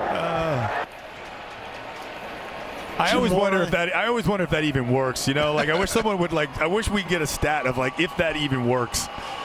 Because you would say, I think I would rather just take my chances. Let them think about it. Christian Fourier, last year UConn was 6-7, but they started slowly, got better after that 1-3 start. How do you feel they look at this first half and see the results? Well, I would say that you can talk to anybody watch them play. You can sit there and make a bunch of excuses, but they're facts. They had a ton of injuries. They lost their starting quarterback. They had to start a true freshman. They lost wide receivers. They lost backs. Narveson missed from 50. This 44. 10.5 it is. Good. And Wolfpack with the points, 10.5. That's the end of the first half. 3 go to the locker room. Opening night in Connecticut. NC State up 10-7 on UConn. It's college football on CBS Sports Network, presented by Geico.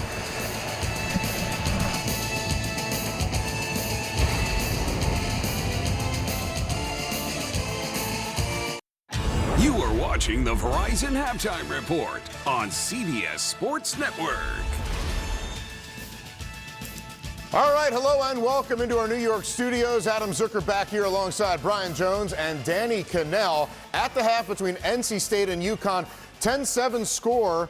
Hey, the quarterbacks are earning respect among their teammates, and the defenses have settled down after those touchdown drives. No doubt. Obviously, or apparently, the Wolfpack were listening to all that lofty praise we were heaping upon them in our pregame show, because they came out and allowed UConn to go right down the field, 75 yards for a score. But since then, Peyton Wilson, Aiden White, those guys on that defense have really become tough. They're flying around little areas to place the ball, so they have really gotten their legs on them and got a feel and a rhythm to this ball game. No doubt. We knew what Brennan Armstrong could do. We've seen him do it at this level. Joe Fagnano, we haven't seen do it this level. And I'll tell you what, early on in this game was really impressed with the game plan as well. Remember, he reunited with Nick Charlton, his coordinator from Maine. He came out of the gates firing. They had a great game plan those first 15 plays, throwing the ball, moving it with his legs. Once NC State has settled into this game, they've been able to shut him down. I think most importantly for Yano, he hasn't made that big mistake. He's kept them in this game. He's got to do more of that. This could be a fourth quarter game. Yeah, a couple throws that could have been riskier if he had taken the risk. But otherwise, with his legs, he's been pretty impressive as well. And we've got a close one here at UConn against NC State.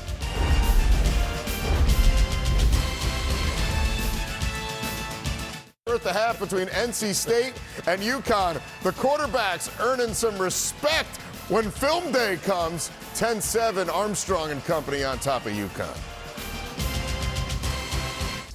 To BJ's point earlier, since those opening drive touchdowns, the defenses have really clamped down, especially NC State's, Danny. No doubt. They have figured out a way for Fagnano to stop him, but 0 sacks from each team, 0 turnovers from each team. Yeah. That, to me, pretty clean. The quarterback's able to scramble a little bit. NC State's been closer. I think they're going to have to continue to scramble. Both defenses have a bead on these offenses. It's going to come down to those quarterbacks, and they may have to make another play with those legs. All right, they both called Wolfpack. NC State ball to start the second half. We'll see you later.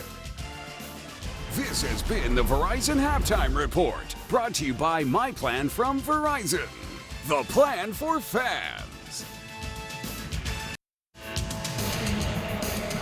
Points are to come by. Looking at the Snickers first half stats, Wolfpack lead the Huskies, Christian, by 3. Yeah, and I'll say what, NC State, other than that first drive where UConn had 75 yards total, after that it's only been 50. 14 plays, only 1 for 5 on third down. So the NC State defense, they woke up. Now, for UConn's defense, what they're going to do is they're going to make sure that NC State has to earn every last yard. They're going to play back. They're not going to allow any big plays because that's what killed them last year. Last year, the first game from scrimmage, when UConn played NC State, touchdown by NC State. So I think it's going to be a conservative game plan by UConn, but for this NC State offense, I feel like they're going to try and get it in 5th gear. Jim Moore, you couldn't have liked the start anymore. Our Rogue Fitness first half highlights. And hey, got off to a great start with Rosa and the defense as well. UConn's defense, they are making big plays when it matters. 4th down, 3rd down stops when it matters. Obviously, the missed field goal, which really helped them out. So the drives, other than the first drive for NC State, they haven't really been able to generate any points. They're getting close. They're flirting with it a little bit, but they just can't finish. Pound for pound, brought to you by Rogue Fitness. All right, 3rd quarter about to start here in East Hartford. Julian Gray receives the kick at his own 5. Gray still going and finally is stopped shy of the 30. Down to Kiana Martin. Hey guys, I got the chance to talk to NC State's head coach Dave Doran, and he said he is very pleased with the efforts he's seen out of his quarterback so far in this one. He said he's making good decisions. He's competing. The O-line is holding up for him, which is very important. He said the only issue he's having is with the pass catchers not being able to hold on to the ball. A lot of those drops, he wants to limit those, but defensively, he said he feels like his team is matching up very well with UConn. They're matching up and adjusting to their run schemes. He wants to see more of that in the second half, guys. All right, Kiana. And yes, Dave Doran, the defense last year was terrific, making up for an offense that didn't really generate a lot of consistency, but they feel again could be even better this time around. Michael Allen in the backfield. Here's Armstrong on the keeper. Brennan Armstrong out past the 35, and Durante Jones the one to greet him. Armstrong, as a threat to run the football, is really kind of confusing this UConn defense. And remember, over 1,200 yards rushing at his time at Virginia, 20 touchdowns, and he had one earlier, first drive of the game. Gain of 9 off the fake. Allen avoids a tackle, and enough for a first down on the boundary. Michael Allen last year played 7 games. He's a straight line guy, but it's not easy to bring down. No, he isn't. You get him in the open field, he'll pull away from you. I like the way they're trying to outflank this UConn defense. Get him wide, quick, in a hurry. Get the ball in the hands of one of your fastest guys on your team. NC State, 1st and 10 from their own 43. Armstrong feels the pressure, goes over the middle, and completes it short. Mitchell with the tackle. It's Allen with another reception. A lot of zone being played by this UConn defense right now, and there's a lot of openings. There's a lot of voids. And they're not going to let you get over their head.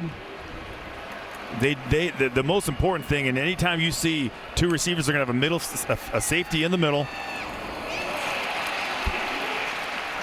Complete to Concepcion. Yeah, he's not happy about that. Concepcion had a nice job rolling out of that route for the first down.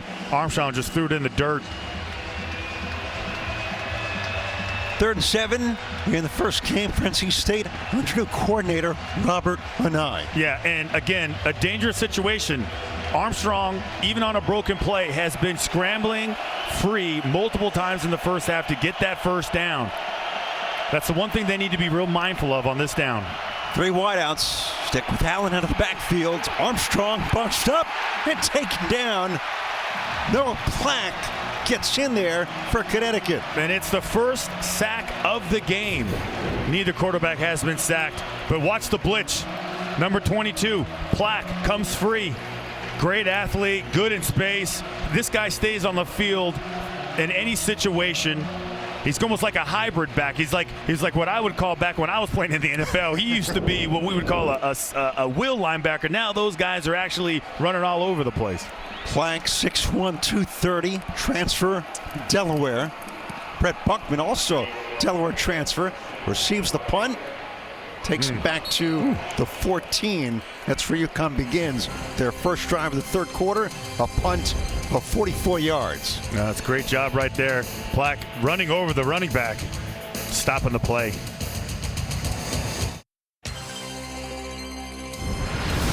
College football on CBS Sports Network is sponsored by PNC Bank. Rooted in communities big and small. By Marco's. Pizza lovers get it. And by T-Mobile 5G home internet. Check availability in your area. The evolution of the Coach Cowher stash in North Carolina State. Linebacker in the late 70s will go into the school's Ring of Honor September 29th against Louisville. How about that chin? Does the chin go in too? Well, I tell you what, that's a thing of beauty. Fignano, deep ball, just beyond the reach of Houston. One of his longer attempts of the night. Second down. Yeah, they've been holding on to that one in their back pocket again. Remember, I told you in the first half, any empty check is gonna create some sort of automatic blitz by NC State, but they motioned out of it quickly and they snap it quick, and it's just out of reach. Just out of reach. Joe Fignano from Williamsport, Pennsylvania, the transfer from Maine, with 2 years of eligibility left for the Huskies. Yes, Houston again on the ground this time, and tackled from behind at the 17 by Scott for the Wolfpack. Well, and Houston is a guy that's their home run hitter. When you look at Houston and what he's done, he's one of the fastest guys on the team. I mean, he averaged 6.8, almost 7 yards per carry last year. So, I mean, he makes the most of his opportunities, and back-to-back opportunities for them there. First play, design play, holding on to that one, trying to hit the wheel route on the sideline. Can't connect. 3rd and 7. Ross in motion. Fignano dumps it off. Houston cut back and a first down out past the 25. Yeah, carved up Peyton Wilson. It's not easy to do. No, it isn't, but he's so fast, and you watch it when he gets the ball. That's just last read, and puts the brakes on real quick. Wilson runs right by him. Gain 9, first down and 10 from the 26.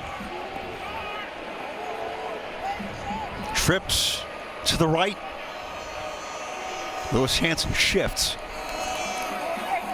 Stick with Houston. Devontae Houston near the 35. Hanson was the blocker. Devontae Houston, their most consistent, most explosive back. So you go YY on the backside, and Houston just cuts it back, and with his speed and his ability to read the pursuit of the defense, cuts it back and gets a nice big chunky yardage. And they will stick with him after an 8-yard gain. Buckman shifts. Houston close. Brandon Cleveland stopped him. Yeah, Cleveland was like, okay, I've had just about enough of this.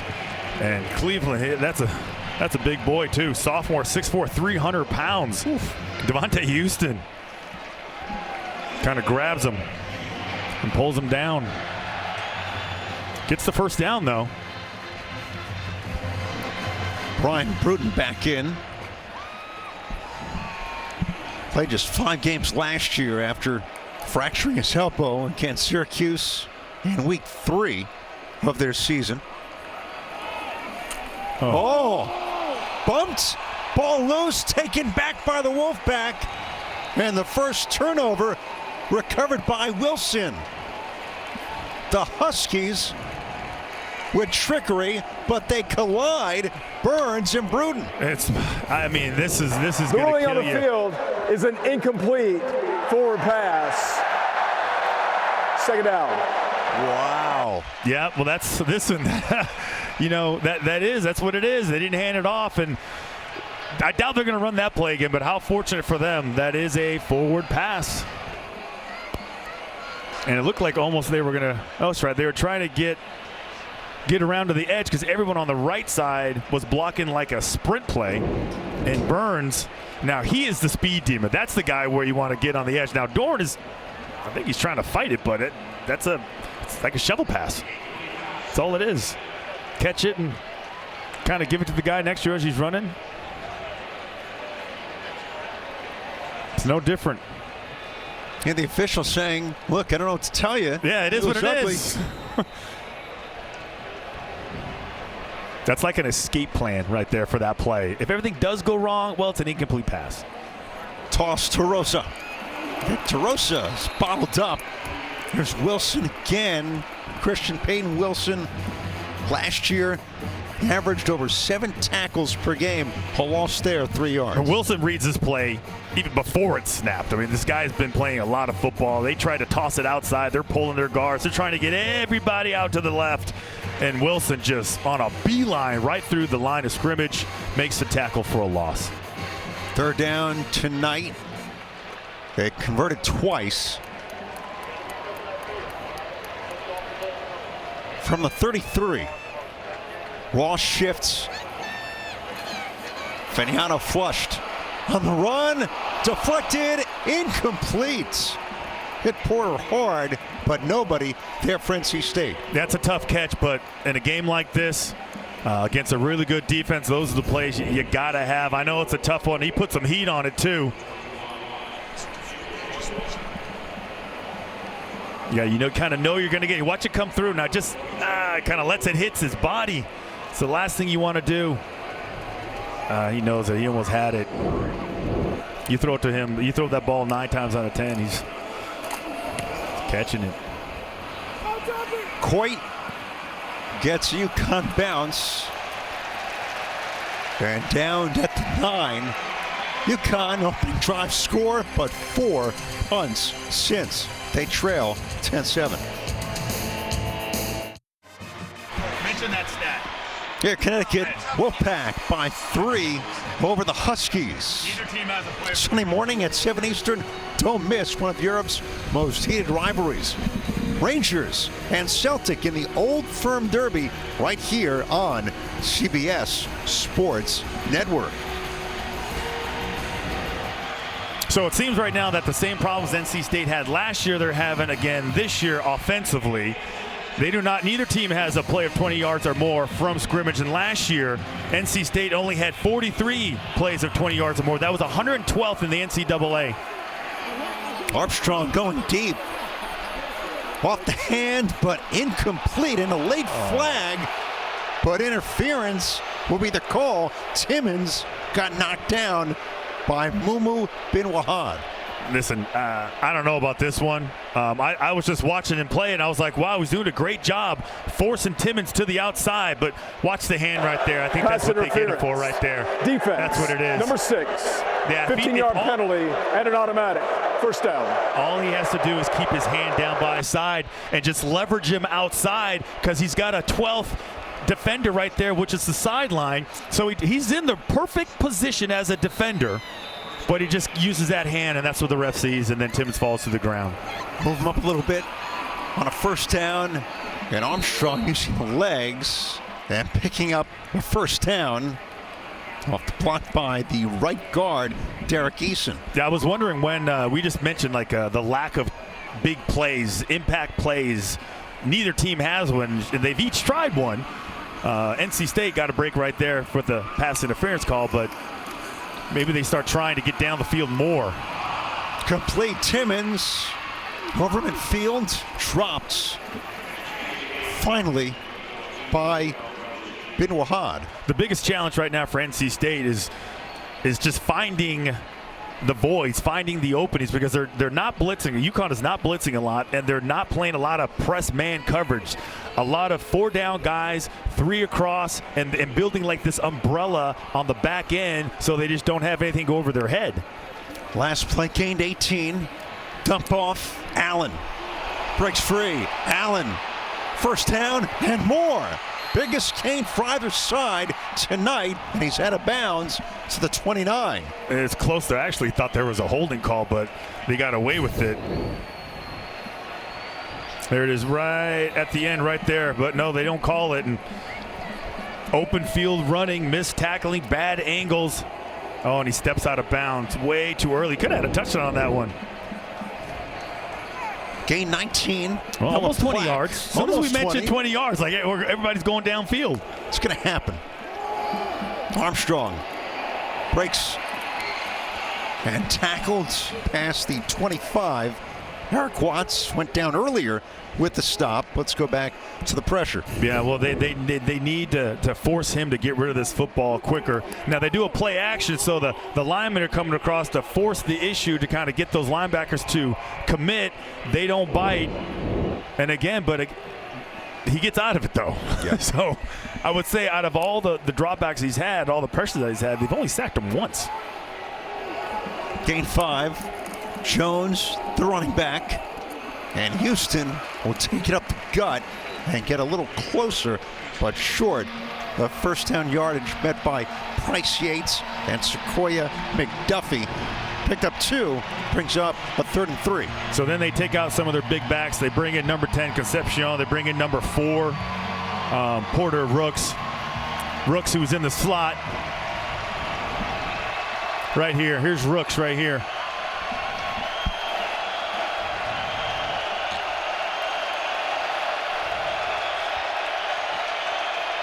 Armstrong on a 3rd and 3.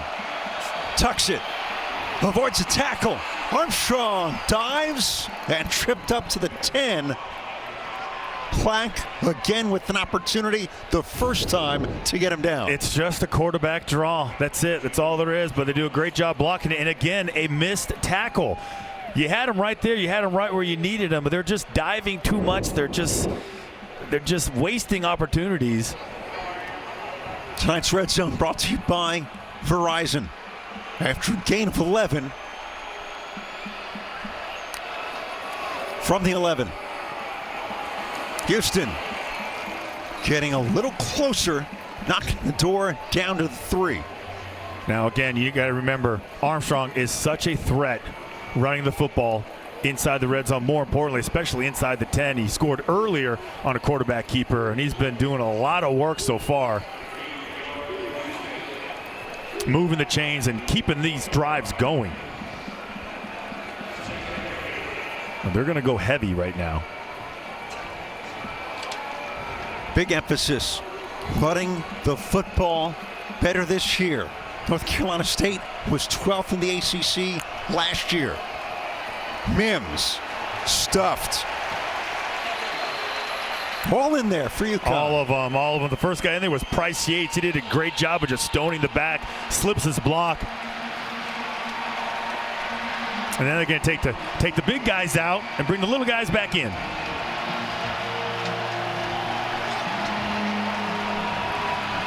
They dubbed this Pack the Rent for the opener. And now the Huskies looking to stuff the Wolfpack here on a 3rd and 4.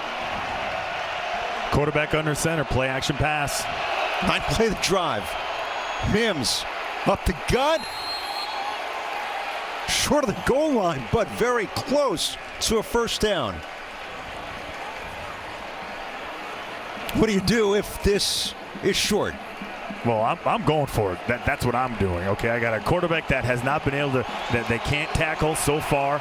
But I don't know if I'm a huge fan of the playing it tight. I have all these fast, shifty wide receivers. I got a quarterback that if you give him enough space, he can get you. He can get you 4 yards. 3 tight ends.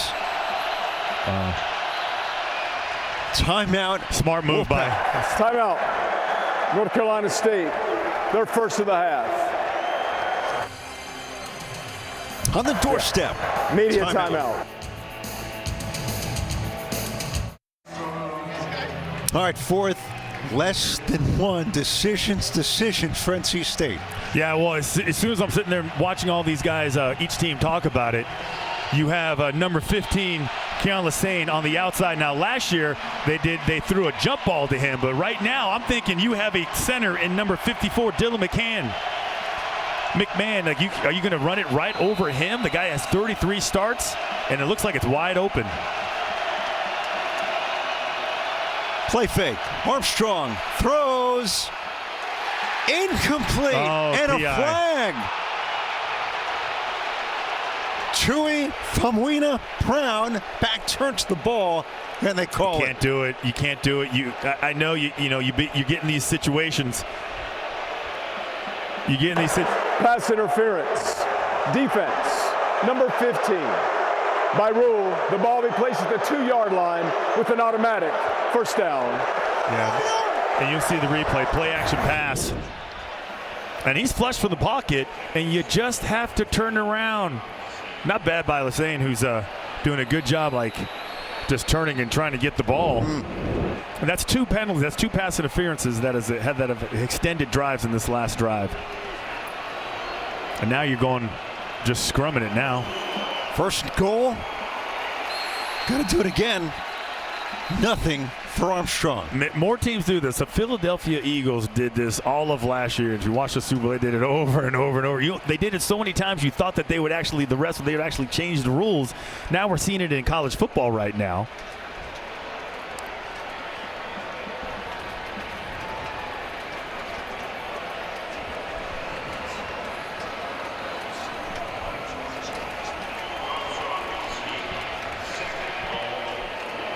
Second goal for the 1.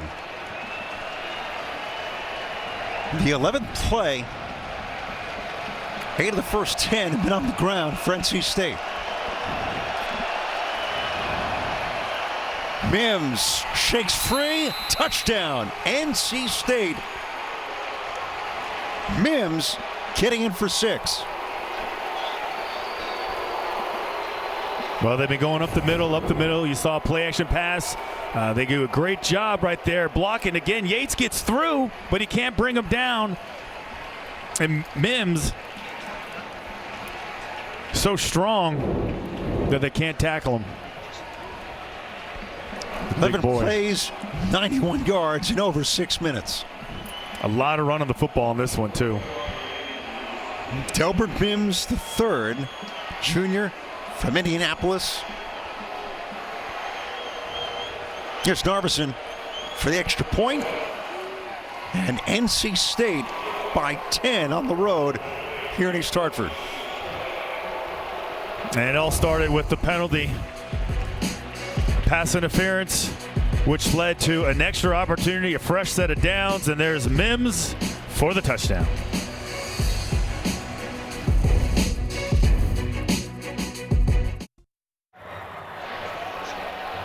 NC State getting in the end zone, a 91-yard drive punched in by Mims, and Armstrong doing a lot of the heavy lifting as well on the ground. Yeah, and obviously that last drive they benefited from 2 penalties, but Armstrong doing a lot of it.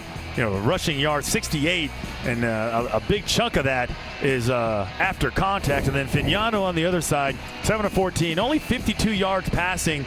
And I tell you what, the 2 names that we have not heard really called at all today, Ed, is White and Battle, the 2 stud corners that NC State has.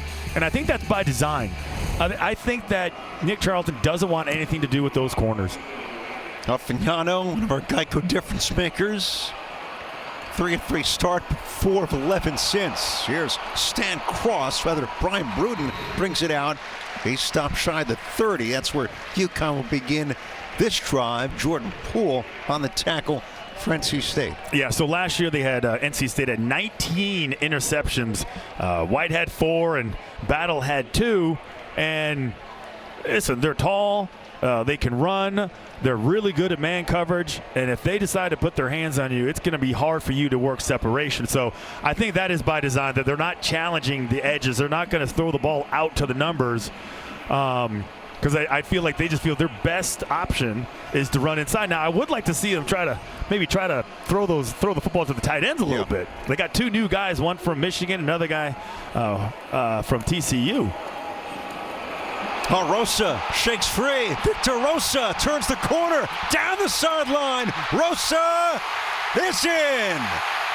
Touchdown, Connecticut. And Rosa with his second from 71 yards out.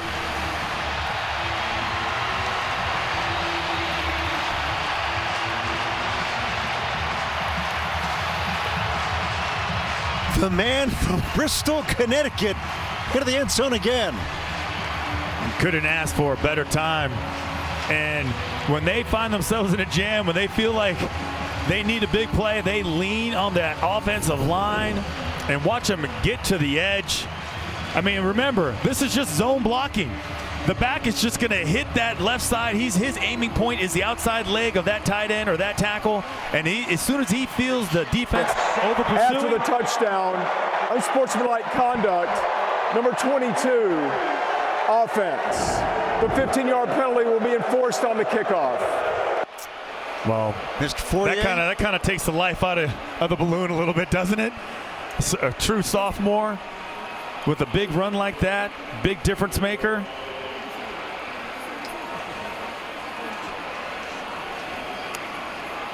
So it's been Rosa with the score on the first drive from 18 yards out, then 4 punts, and now Rosa with a 71-yard touchdown. Yeah, he had 11 touchdowns last year.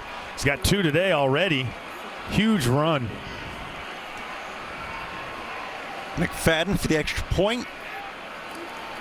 George Carrollton with the hold. It is good. Let's get more from Kiana Morton. Kiana? Hey guys, when we talked earlier this week to Jim Mora and Nick Charlton, they were talking about Victor Rosa's speed.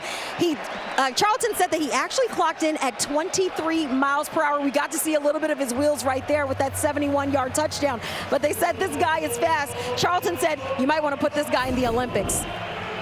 Here it is again, no question. Just a sophomore. Just a true sophomore, played high school right down the road. That right there, that's going to drive Moore nuts. Because think about where they're going to get the ball now. Think about such a tight game. You can't let this be the difference maker. You haven't turned the ball over yet, but these penalties sometimes are just as painful.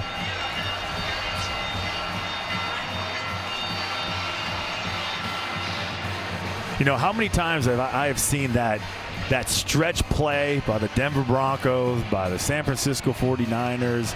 You press the edge. Terrell Davis was the best at it. You press, they over pursue, foot in the ground, one cut, get going. Boom. It looked just like it. Here it is, 15-yard penalty. Gray from the 20. Gray with a cutback in Connecticut territory and punched out by McFadden, the kicker.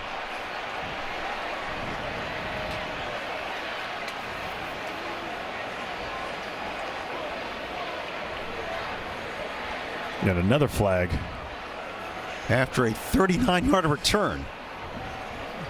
Unsportsmanlike conduct, late hit.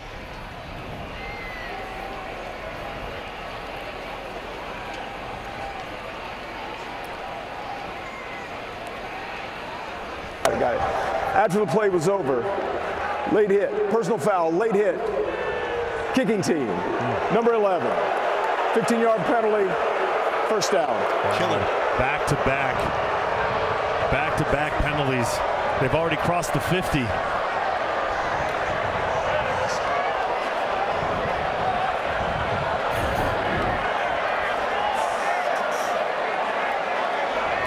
All right, here.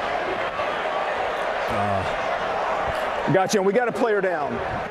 Okay, officials timeout for an injured player. I got you. Isaiah Davis for the Huskies with the foul.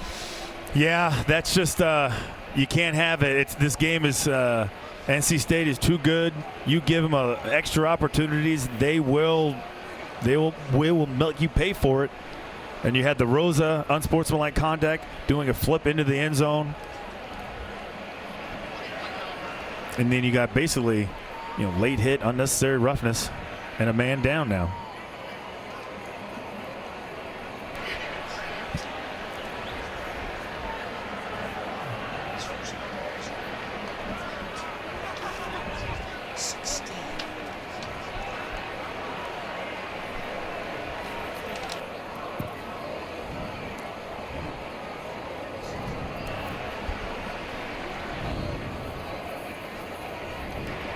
Rakeem Ashford down for NC State, the graduate student from Mississippi.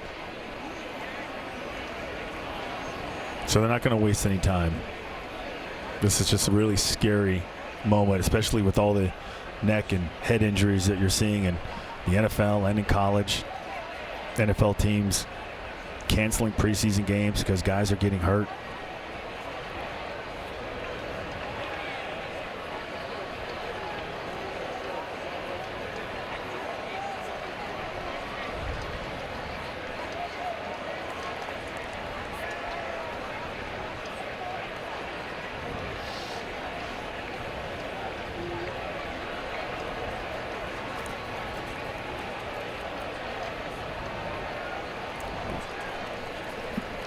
Obviously, all the thoughts and emotions turn to the NC State sideline.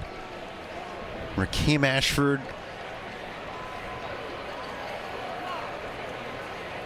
from Ackerman, Mississippi. And both sidelines, both teams hoping, praying that he's all right. We'll be back.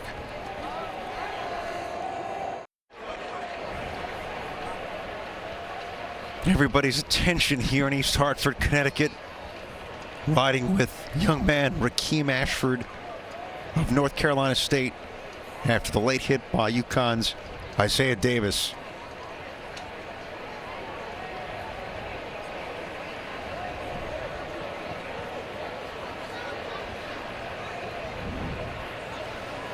You know, when we saw the replay, it, you know, not that it matters at this point in time, but and this is the way it is sometimes with these. It's not necessarily a real violent hit. He gets hit late, obviously, and you just don't know.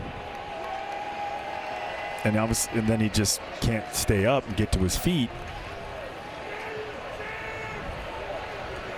Head trainer for NC State, Justin Smith, and his staff, along with EMTs, doctors, all over. They're lifting him up now.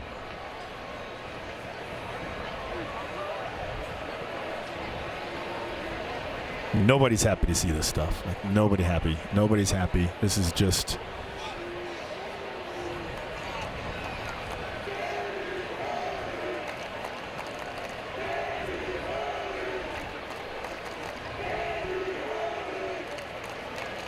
Obviously, for these young men, this is a friend, a teammate, you know, someone they ride with every week, every day.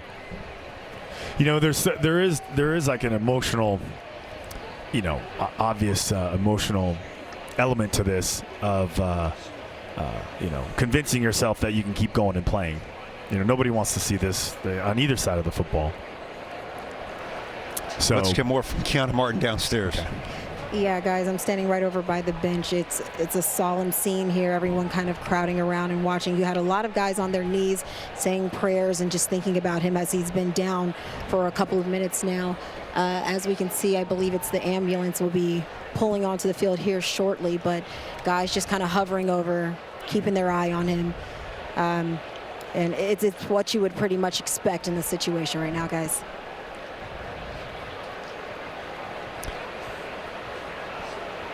Well, guys, you think about the response team here, and they closed out and got to him quickly.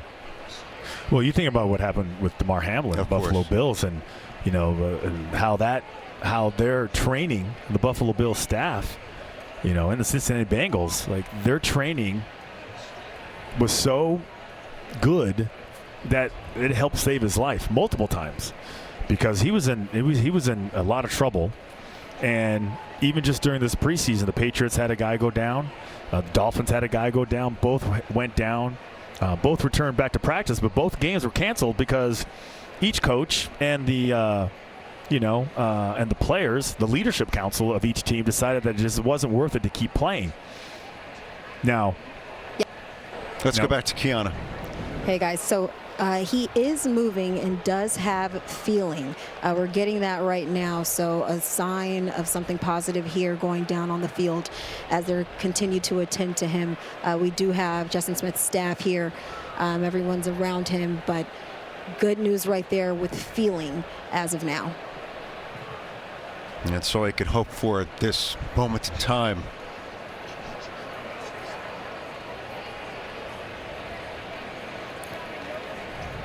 We'll be back again right after this.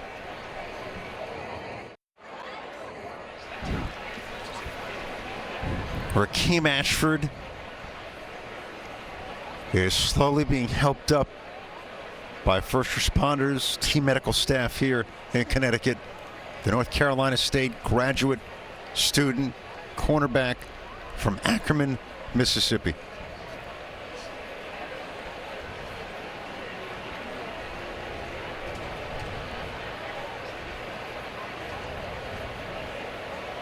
Heard from Keanu Martin moments ago that he is showing signs of movement.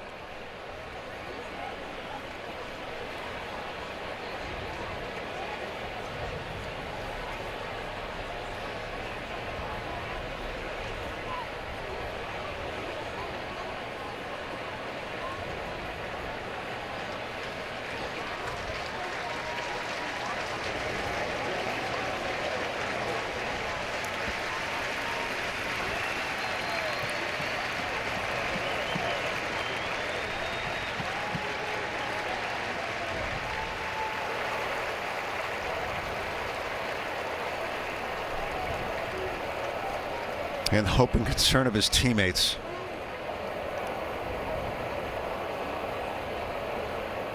Man, I hate to see this. It's just really, that's such a scary moment. And like I was saying, it wasn't it didn't look like a violent hit. It just.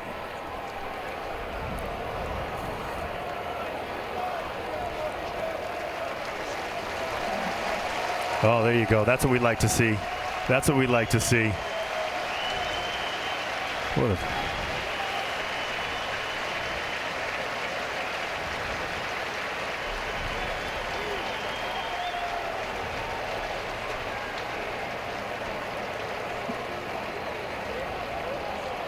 All in this one for number 16. Everybody in the building, everybody watching, and now the game resumes. Yeah, you got to get back out there and play. Naturally, you say, hey, yeah. This is the pivot point in that you've got to press on, knowing that one of your guys is going through such a hard time right now.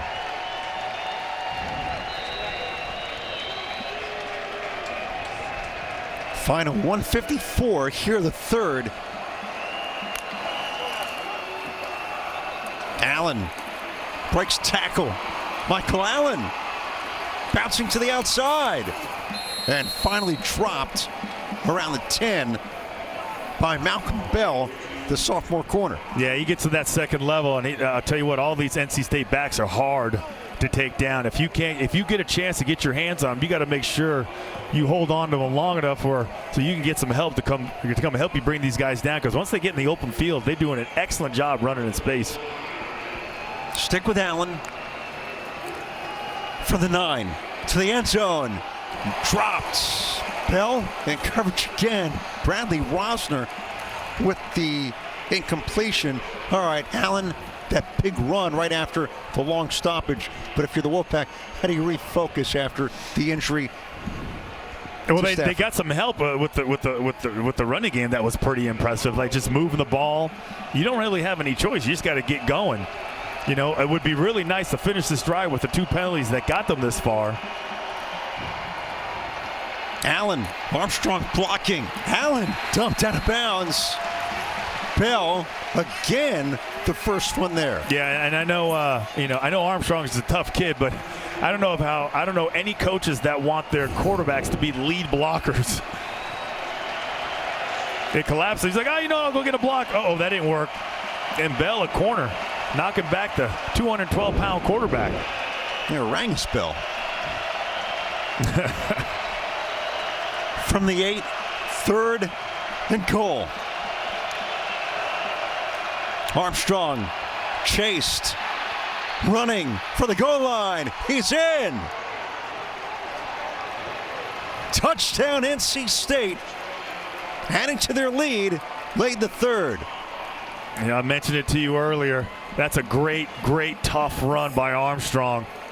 Great blocking downfield. It's not a designed run. I mean, he's trying to look downfield. Everybody's covered.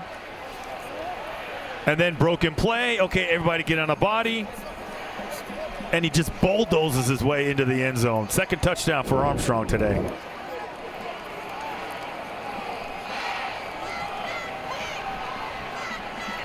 $15 of 22, consistent, but the work on the ground from the Virginia transfer. And here's Narveson for the extra point. That is good. ACC's all-time leader in passing yards by a lefty, but look at him go on the ground too. Yeah, I mentioned this earlier. I was like, listen, if they start finding themselves, if UConn finds them in this position, they need to start having somebody spy him because they're twisting and he's just getting out of every jam, and he's such a good runner. I mean, he's 212 pounds and nobody's taking him down at first, and he's just really doing a lot on his own right now.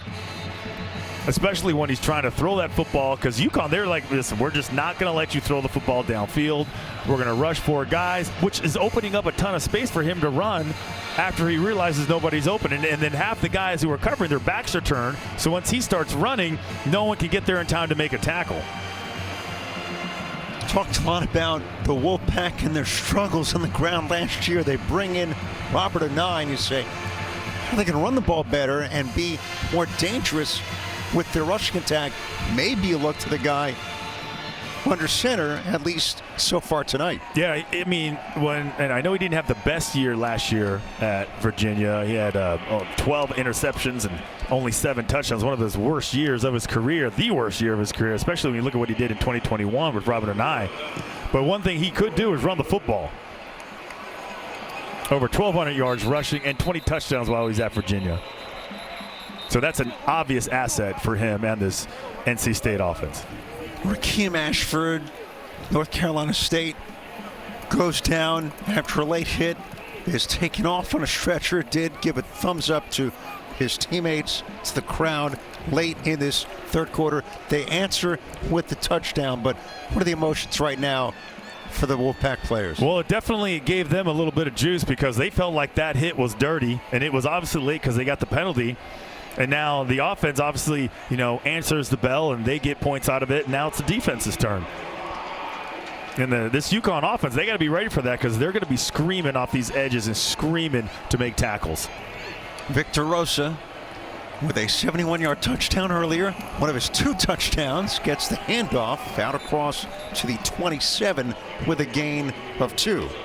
Taken down by Devon Betty of NC State.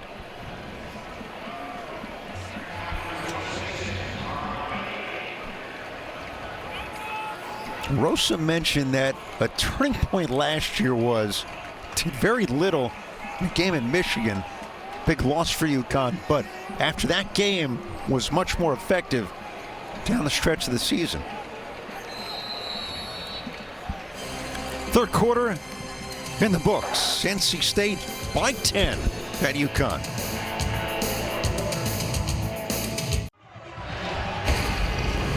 College football on CBS Sports Network is presented by Geico.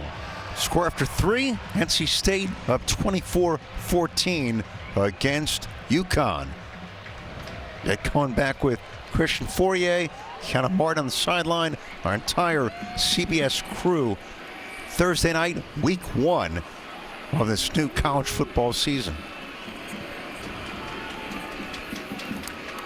They're Christian, Connecticut right now. The penalties, the ground attack for NC State. They lead by 10, and the Huskies trying to answer. Here's Fagnano, who's been quiet in his debut and sacked to begin this fourth quarter. Yeah, and there's number 1, Davin Vann. First sack by NC State tonight. They've been getting close, but they quite haven't been able to kind of finish it. Davin Vann with his first sack of the season. Smart, tough, relentless. Was huge in an overtime win last year against North Carolina. 1 yard loss in the sack, 3rd and 11 from the 24 of Connecticut.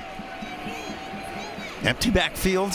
Fagnano through Ross's hands. Incomplete.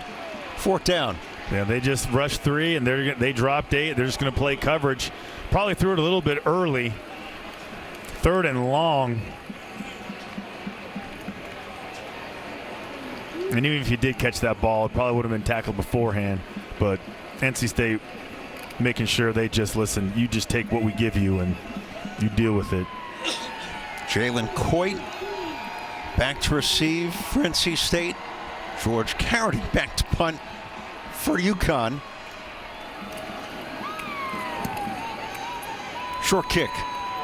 And Coit will take a fair catch at its own 32.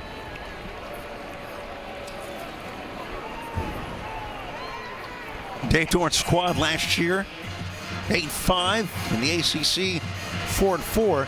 1 point they were 7-2, but finished losing 3 of their last 4 and 4th in the preseason rankings in the ACC. ACC is strong. Florida State getting a lot of love early. Obviously, North Carolina. And NC State, though, I mean, the one thing that we've been hearing about is how they're playing with a chip on their shoulder. Last year, they had the defense, they had the special teams, and the one area that was lacking was offense. And they spent the whole offseason, really focusing on their young wide receivers, their offensive line, and obviously the key piece, which would be number 5, Brennan Armstrong, the quarterback transfer from Virginia. Think about the recruitment. The guys who brought him in at Virginia, Robert Anai and current offensive line coach at NC State, Garrett Touche, they were there at Virginia when they got him. Yeah, they got lost when they tried to find his house when they were recruiting him when he was still in high school. Armstrong spun down at the 45, but picks up another NC State first down. And I do feel like they're going to have to change gears. And, I know they love, playing that 4-man front UConn and, dropping 7 into some sort of zone. But every time he finds an opening, he's not even thinking about it. He's just going to run. It's close to 100 yards of rushing, right? Yeah.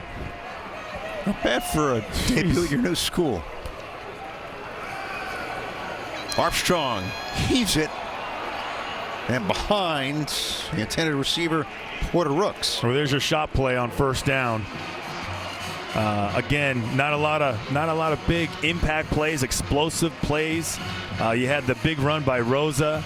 The biggest plays for the most impactful plays, really benefit was that last series when Rosa gets the 15-yard penalty. Then they get another 15-yard penalty on the kickoff return. That's 30 yards. From the NC State 45. Jordan Houston brought down by Sequoia McDuffie. So next week, NC State at home against Notre Dame, followed by VMI. We saw the ACC preseason poll. They have Clemson, Miami, and UNC this year, all at Carter Finley Stadium. Yeah, it's a tough schedule, and you think they play Notre Dame at home next week. Huge. Armstrong to the edge. First one there for UConn was Jackson Mitchell with a little assistance from McDuffie. Yeah, he took a great angle to get Armstrong on the ground. Because, it felt like here we go again, Armstrong with another broken play, getting a first down, since he couldn't find anybody down. And Jackson Mitchell just beelines with a great angle, stop the play. How about Mitchell? He's from Ridgefield, Connecticut. They dub him Mr. Connecticut. He's a great player, but also embodies the state. No, he does. Last year was fourth in the NCAA with 140 total tackles. The guy's just always around the ball. Going for it on 4th and 1. Mims held up, stood up, no gain. Nothing there. Turnover on downs. It's a huge stop for UConn. Ruling on the field is that the runner did not reach the line to gain. First down. Timeout. Mr. Connecticut up to the task. Mitchell with a stop. Huskies will take over.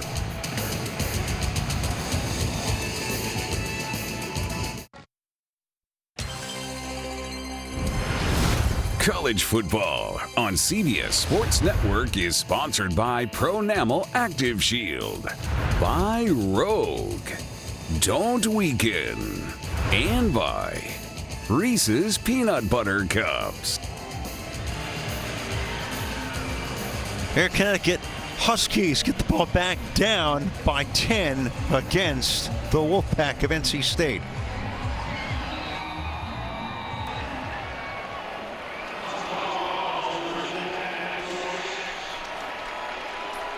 So Fignano on the offense, back on the field for the Huskies.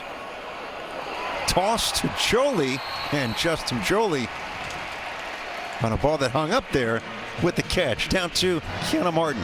Hey guys, following up on that scary moment that we all saw on NC State's sideline, we did see Raheem Ashford being carted off and headed on the stretcher to the ambulance. But we did get informed by a staff member from NC State that he was taken to the hospital for further evaluation. However, he does have feeling and movement, so confirming that he did have movement in his body. So positive news there, and we will stay locked in on any updates we get from them. Thank you, Kiana. Just the news you want right now at this juncture with Raheem Ashford, who went down with under 2 minutes to go back in the third quarter. Yeah, isn't that all you're waiting to hear? You just want to make sure that everybody's healthy, everybody's feeling better, because that was a real scary picture down there. Big play, 3rd and 4 for Connecticut. Yeah, Jalen Scott and Devon Betty just had a really good play right there defensively, number 26 and number 2. From the 48, quick drop, slant, first down. Jolie with his second catch this drive. They love that slant to Jolie at the slot, and you saw that NC State, whenever they hit these wide 9 techniques, they're bringing pressure up the middle. And the easiest throw right there is a quick slant. Jolie catches it. There's tight coverage, but Fignano puts it on him.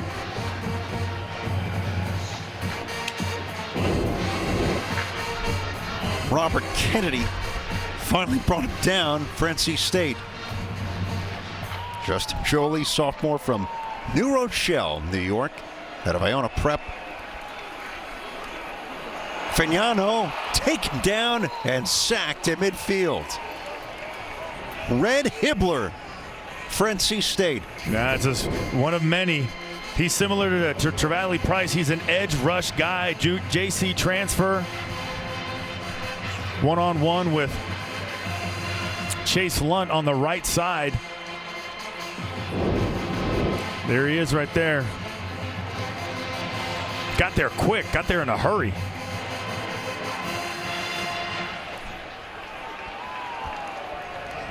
Second and 17. Back to their own, the NC State 48.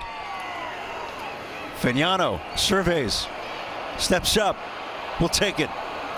And the main transfer gains 2. Peyton Wilson reading it all the way. Yeah.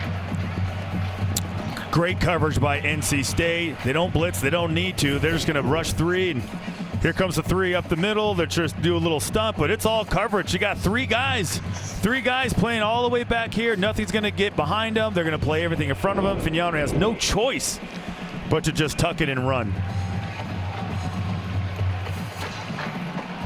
Going empty.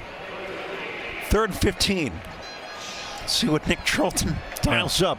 Empty usually prompts a blitz, but not on this down and distance. Fignano over the middle, incomplete. Looking for a flag. Buckman, the intended receiver. That may be the first pass that I would just say, listen, that's not where you want to throw it. I mean, he throws there's Wilson right there, and you got another. Sean Brown met him too. Yeah, there's really nowhere to. You don't want to force it. So far, he's been really careful, really good with protecting the football. At that point in time, dangerous throw by Fignano. And they just squandered like their best field position of the game so far. Began at their own 46. George Carrington, another punt. Coit let it go. Touchback for NC State. So, under 8 to go in the fourth.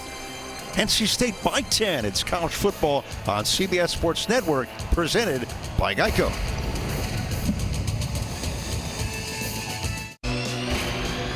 Let's take a look at a play we loved, brought to you by Marco's Pizza. Well, it's been Brennan Armstrong, 17 attempts, 92 yards. Your quarterback's almost reaching 100, and most of them are broken plays that he's just finding an alley, breaking a tackle, just being really tough, running people over, helping his teammates out.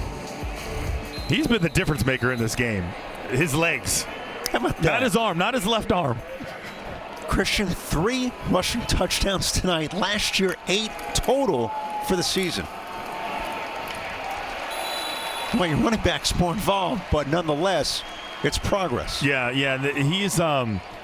He's now this one they just try and do a counter. They pull both backside of their guard and their tackle and try and get some movement up front.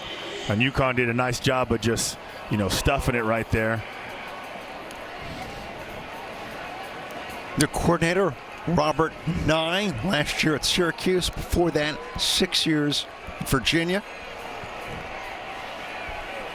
12th in rushing yards per game in the ACC. To 14. Armstrong, it's a pass. Concepcion turns it upfield and makes it to the 31. Should be enough. It is for a first down. Yeah, Armstrong just watched him the entire time. He's just in the slide. He just does a quick out route, gets his hands on the football, and then he just makes a guy miss.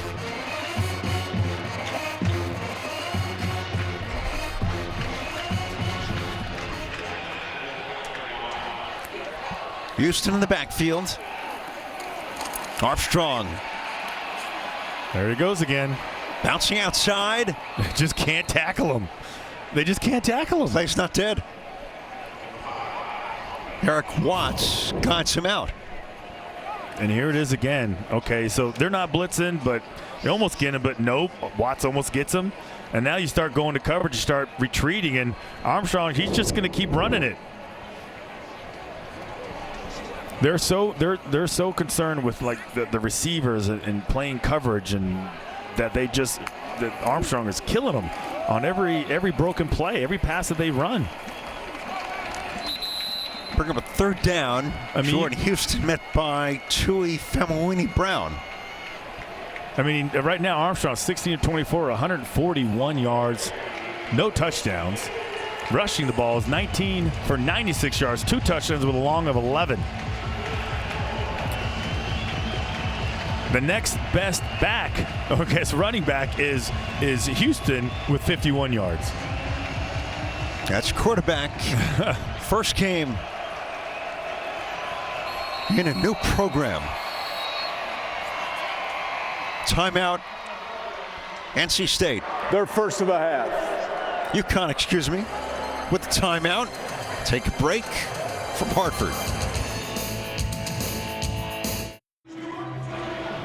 Let's take a look at the PNC Bank game summary. Obviously, the penalties have really hurt Connecticut this half, but the rushing yards, massive for NC State. Yeah, and they're running out of time right now. UConn, if they want to, get back in this game, I think they're going to have to put a little bit more pressure on this NC State offensive line, and more importantly, Brendan Armstrong. But I feel like they're nervous about putting their receivers and their defensive backs on an island. 3rd and 4. Completes it for a first down at midfield. Bradley Rosner is there and moved the chains. Big conversion. What a huge play. What a great throw by Armstrong. Watch him now. He's a lefty now. That's not the easiest throw. Fading away to your right, throwing across your body to a wide receiver running across the field. Nice job concentrating, keeping your feet in bounds. And you get the first down. That was a big-time play right there. Jordan Houston picked up the blitz. Yeah. Rosner is 25 years old in his 8th year of FBS football. You heard that right. Yeah, they love him, though. They love him. He's one of these guys that showed up like a week before camp. Houston avoids 2 tackles and guided out near the sideline by Jackson Mitchell. Yeah, so right now, you're thinking about UConn, like they've got to be a little bit more aggressive. They got to start blitzing a little bit more. But I don't think they want to put their defensive backs on an island with these receivers, as some of them are tall, some of them are just super quick.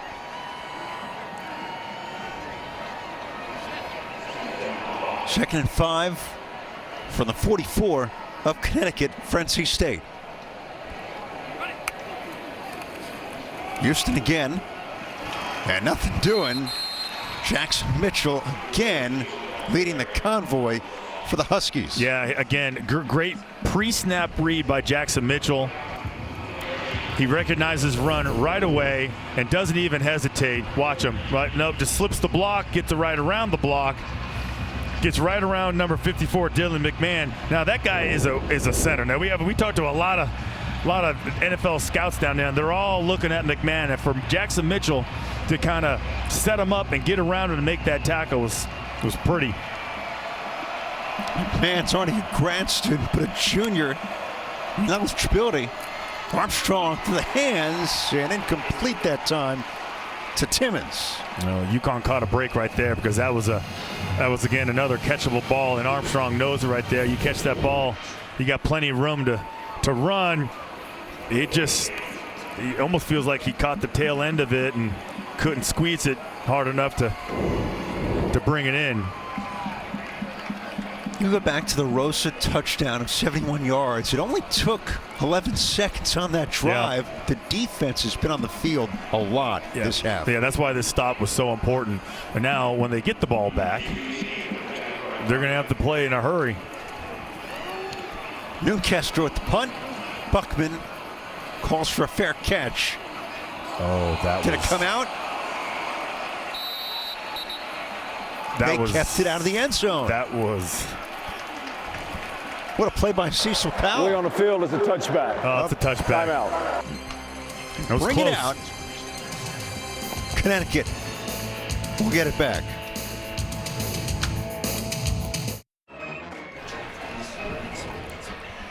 .3:14 left. Fourth quarter in Connecticut. Wolfpack by 10 over the Huskies. Coming up next, take you in the studio for a rundown of tonight's games around the nation.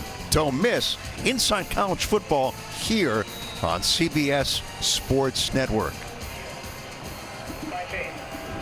You got Cohen, Christian Fortier, Keanu Martin from Rentschler Field tonight. Going underneath to Rosa. Makes the catch, and Peyton Wilson, the heartbeat of this defense, brings him down. Yeah, they're going to speed it up right now. UConn is looking at the clock and down 10 points. They can't sit there and huddle anymore. They got to squeeze as much time out of this as they can.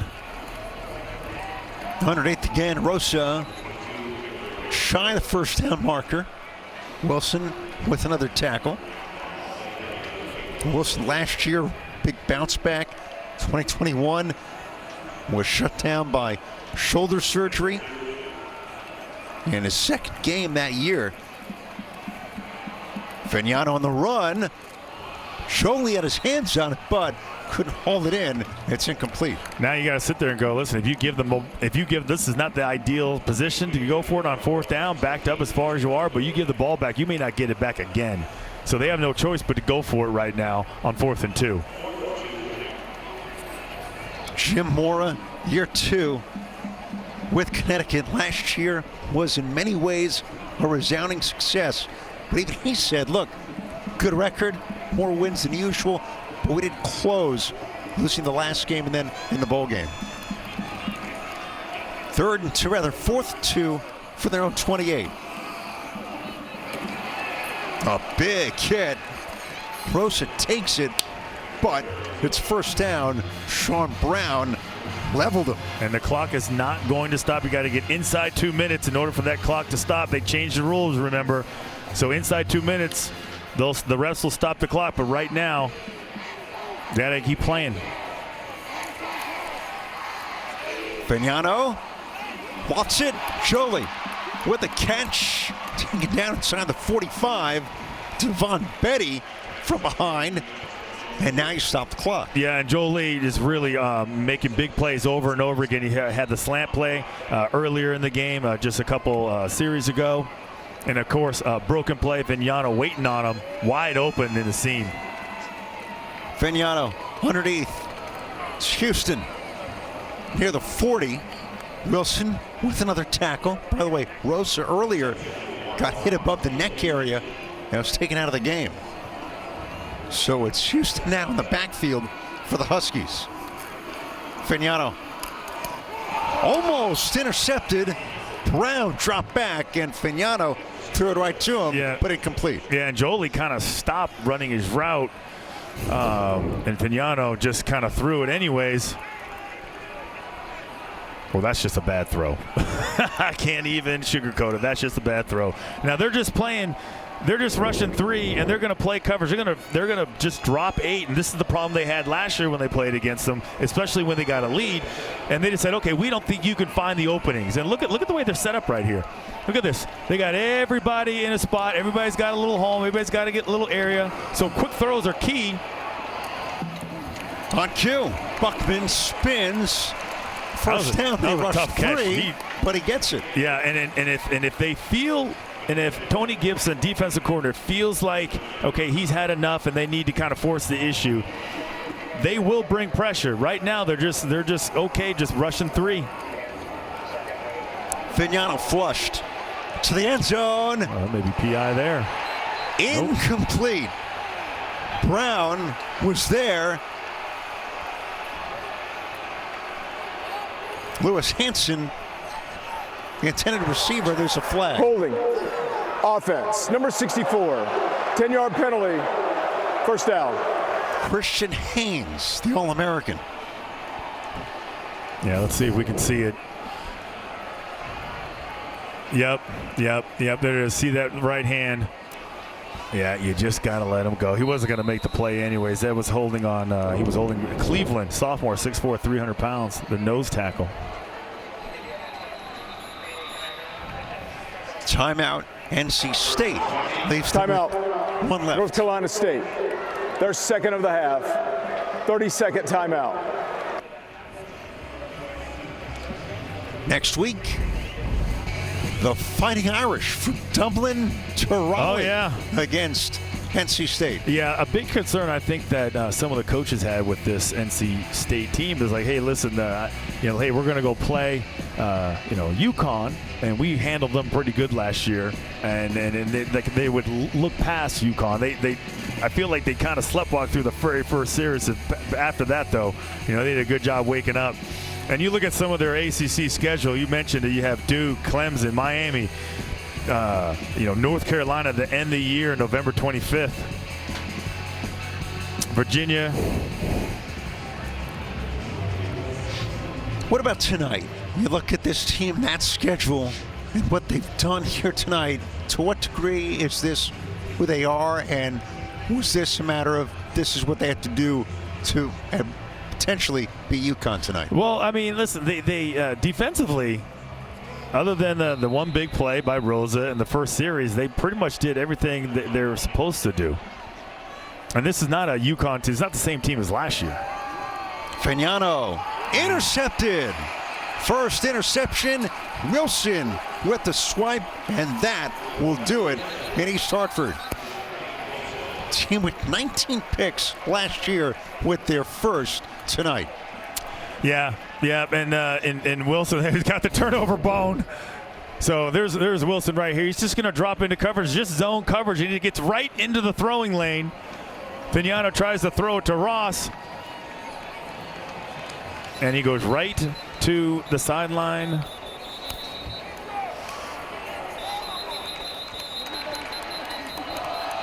Wave it goodbye. There it is. Where's the turnover bone?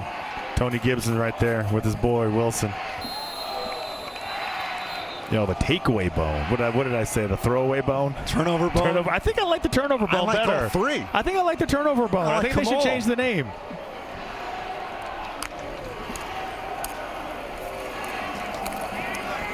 Houston picks up a couple. So final minute here in Connecticut. Obviously, NC State gets the bone. win. There's the takeaway bone's in the bag. Who's got the bone? Just get it on the plane. Goes everywhere. Don't lose the bone. Introduced it in 2020. Bring it on the sideline after an interception or a fumble recovery, and always a little sweeter when it caps a win. Armstrong will take a knee. He's got a victory in his first game with the Wolfpack. NC State with the win to begin their season on the road against Connecticut.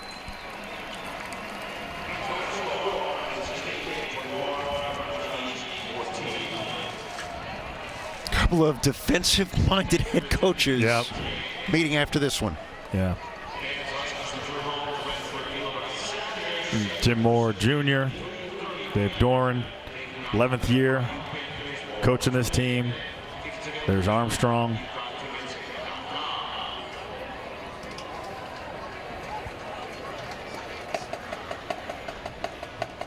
Scored 2 touchdowns on the ground.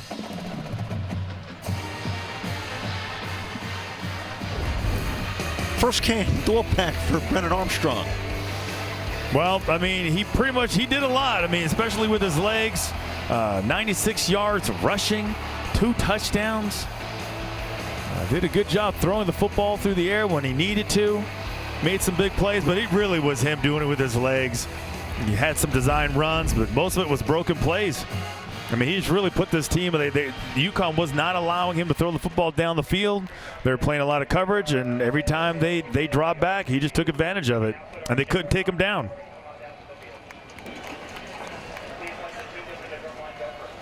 NC State, saw the graphic, their 6th straight season opening victory. And the defense last year, no opponent scored more than 30. Only team in FBS to do that. First time they've done it in over 40 years. And tonight UConn finishes with 14 on 2 scores on the ground by Victor Rosa. Yeah, like again, you had those that first drive to start the game and the big run by Rosa. And that was it. That was it. And I mean, not saying that's not a lot, but other than that, points were yardage and receptions were hard to come by. And that Brennan Armstrong's been stopped by Keanu Martin. Let's go down to the sideline. Brennan, first off, congratulations on your first win as a member of the Wolfpack. How does that win feel for you? I know it feels good. I'm really glad to get back into that winning feeling and winning mentality. There's going to be plenty of things to learn from the film, but, on the road, first game of the year, new offense, a lot of new pieces on the team, 40 new guys. I think, coming out of here with a win is a great thing to start with. You guys had 10 points going into the half. You guys go into the locker room, you come back, you score 2 touchdowns. What was the adjustments that were made that you guys were able to find a rhythm coming in the second half? I mean, nothing really. I mean, we felt like we were moving the ball fine. We were just, getting stopped, and we're kind of hurting ourselves throughout those drives, end of those drives. So I think they did a really good job on their goal line stuff. I mean, we got in a few times with my feet, but I think overall we got the job done when it needed to be done. And then obviously a scary moment there with your teammate Raheem Ashford. You guys, as soon as he came off the field, you guys huddled around and you guys had a moment, and then you guys went down and scored that touchdown. Was a little bit of that for your teammate, and what was kind of talked about in that huddle? 100%. I mean, that was our old mentality. At first, we were obviously on our knee for, Rock, and once he kind of got situated, we knew he was going to be all right. That's all the guys talked about. It was like, we got to go down here and put this ball in the end zone, like bottom line, no matter what. And so, that's what we did, and I was proud of our guys to see that. Do you know who your leading rusher was tonight? I don't know. It was you. 19 carries, 95 yards, 2 touchdowns. Is that Coach Anai and Brennan Armstrong special? Obviously, try to use your feet less and less as a quarterback. I thought they did a good job with how they were scheming us up on the outside there. There's going to be plenty of things I'm going to miss. There's going to be some guys probably wide open. I'm going to look at film and be like, oh, dang, how did I miss that guy? But I just feel like if I didn't take sacks and we kept the chains moving forward with my feet, I think we were going to be in good shape, and that's kind of what I tried to do today. Yeah. Congrats on the win, Brennan. Appreciate it. Thank you. Big day on the ground. Big night for NC State. Final score, Wolfpack win it 24-13. 14. So for Christian Fourier, Kiana Martin, our entire crew, I'm Ed Cohen. This has been a presentation of CBS Sports Network, the 24-hour home of CBS Sports. Now we go to New York for Inside College Football.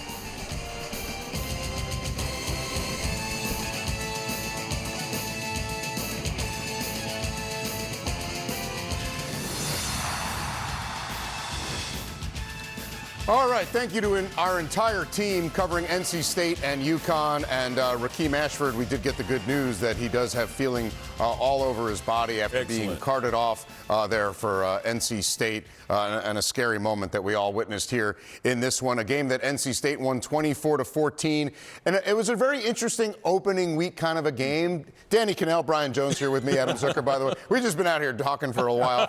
Thought maybe I should introduce you again. Thought you already knew us, huh? Well, it's family at this point. Right. Both teams scored touchdowns on their opening drives.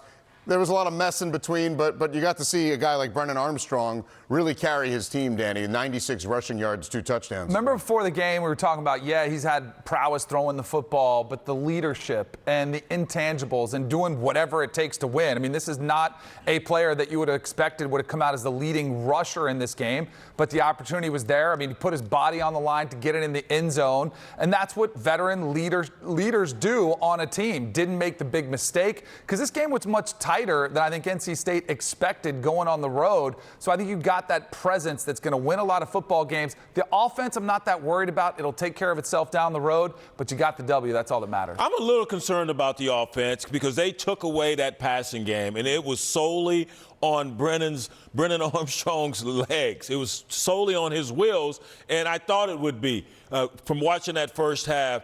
And to your point, though, he was well equipped to maximize his ability and lead this football team. So their next opponent's going to focus on that and say, all right, we know you can run, you can hurt us with your legs. We're going to take that away and see how you now adapt. So that's football, though. It's constantly adaptation. You know, you take something away, never allow them to do what they do best. But this kid is a heck of a competitor. And it was a heck of an opening opponent for a UConn team, which has come a long way in a couple years here with Jim Mora at the helm. Well, they won 7 total games the 4 years prior to him taking over, and they won 6 this season ago. It was 4.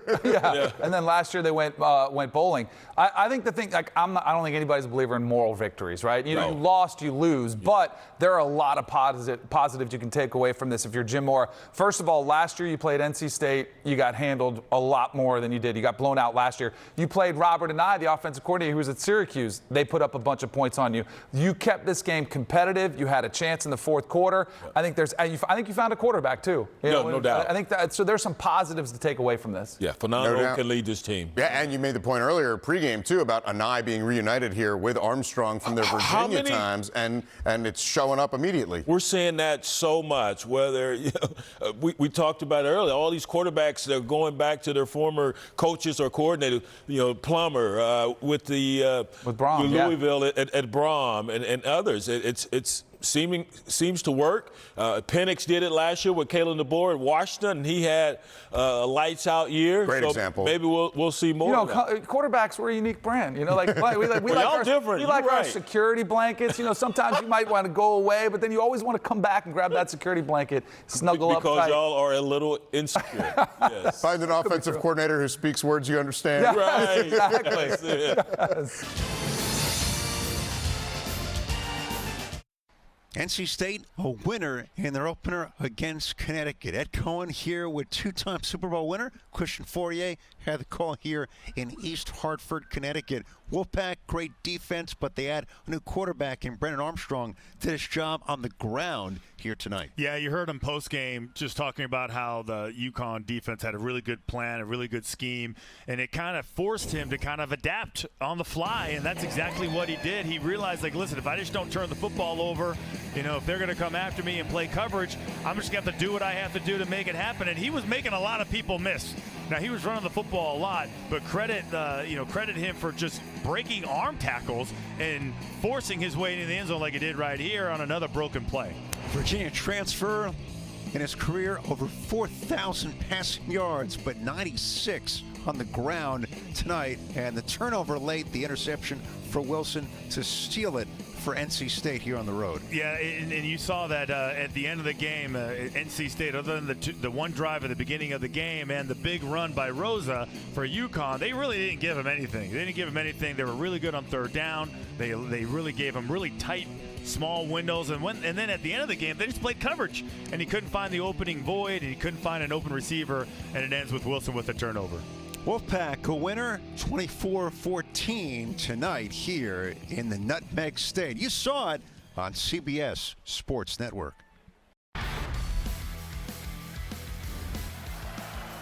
And here on CBS Sports Network, NC State playing a tough football game with UConn, Danny. Yeah, they played outstanding. They had such a fun game. Victor Rosa here for UConn kept them in this game. The 71-yard touchdown run, longest run by a running back at UConn since 2015, but Armstrong was too much. Not with his arm, which we expected, but with his legs. Here, the 3rd and goal, 8-yard touchdown score. He led the Wolfpack in rushing. And NC State has Notre Dame coming to town next week. They did get good news that Raheem Ashford, who we saw go down in a scary fashion, carted off, did have feeling all across his body. That'll do it for us. Enjoy all the games here this weekend.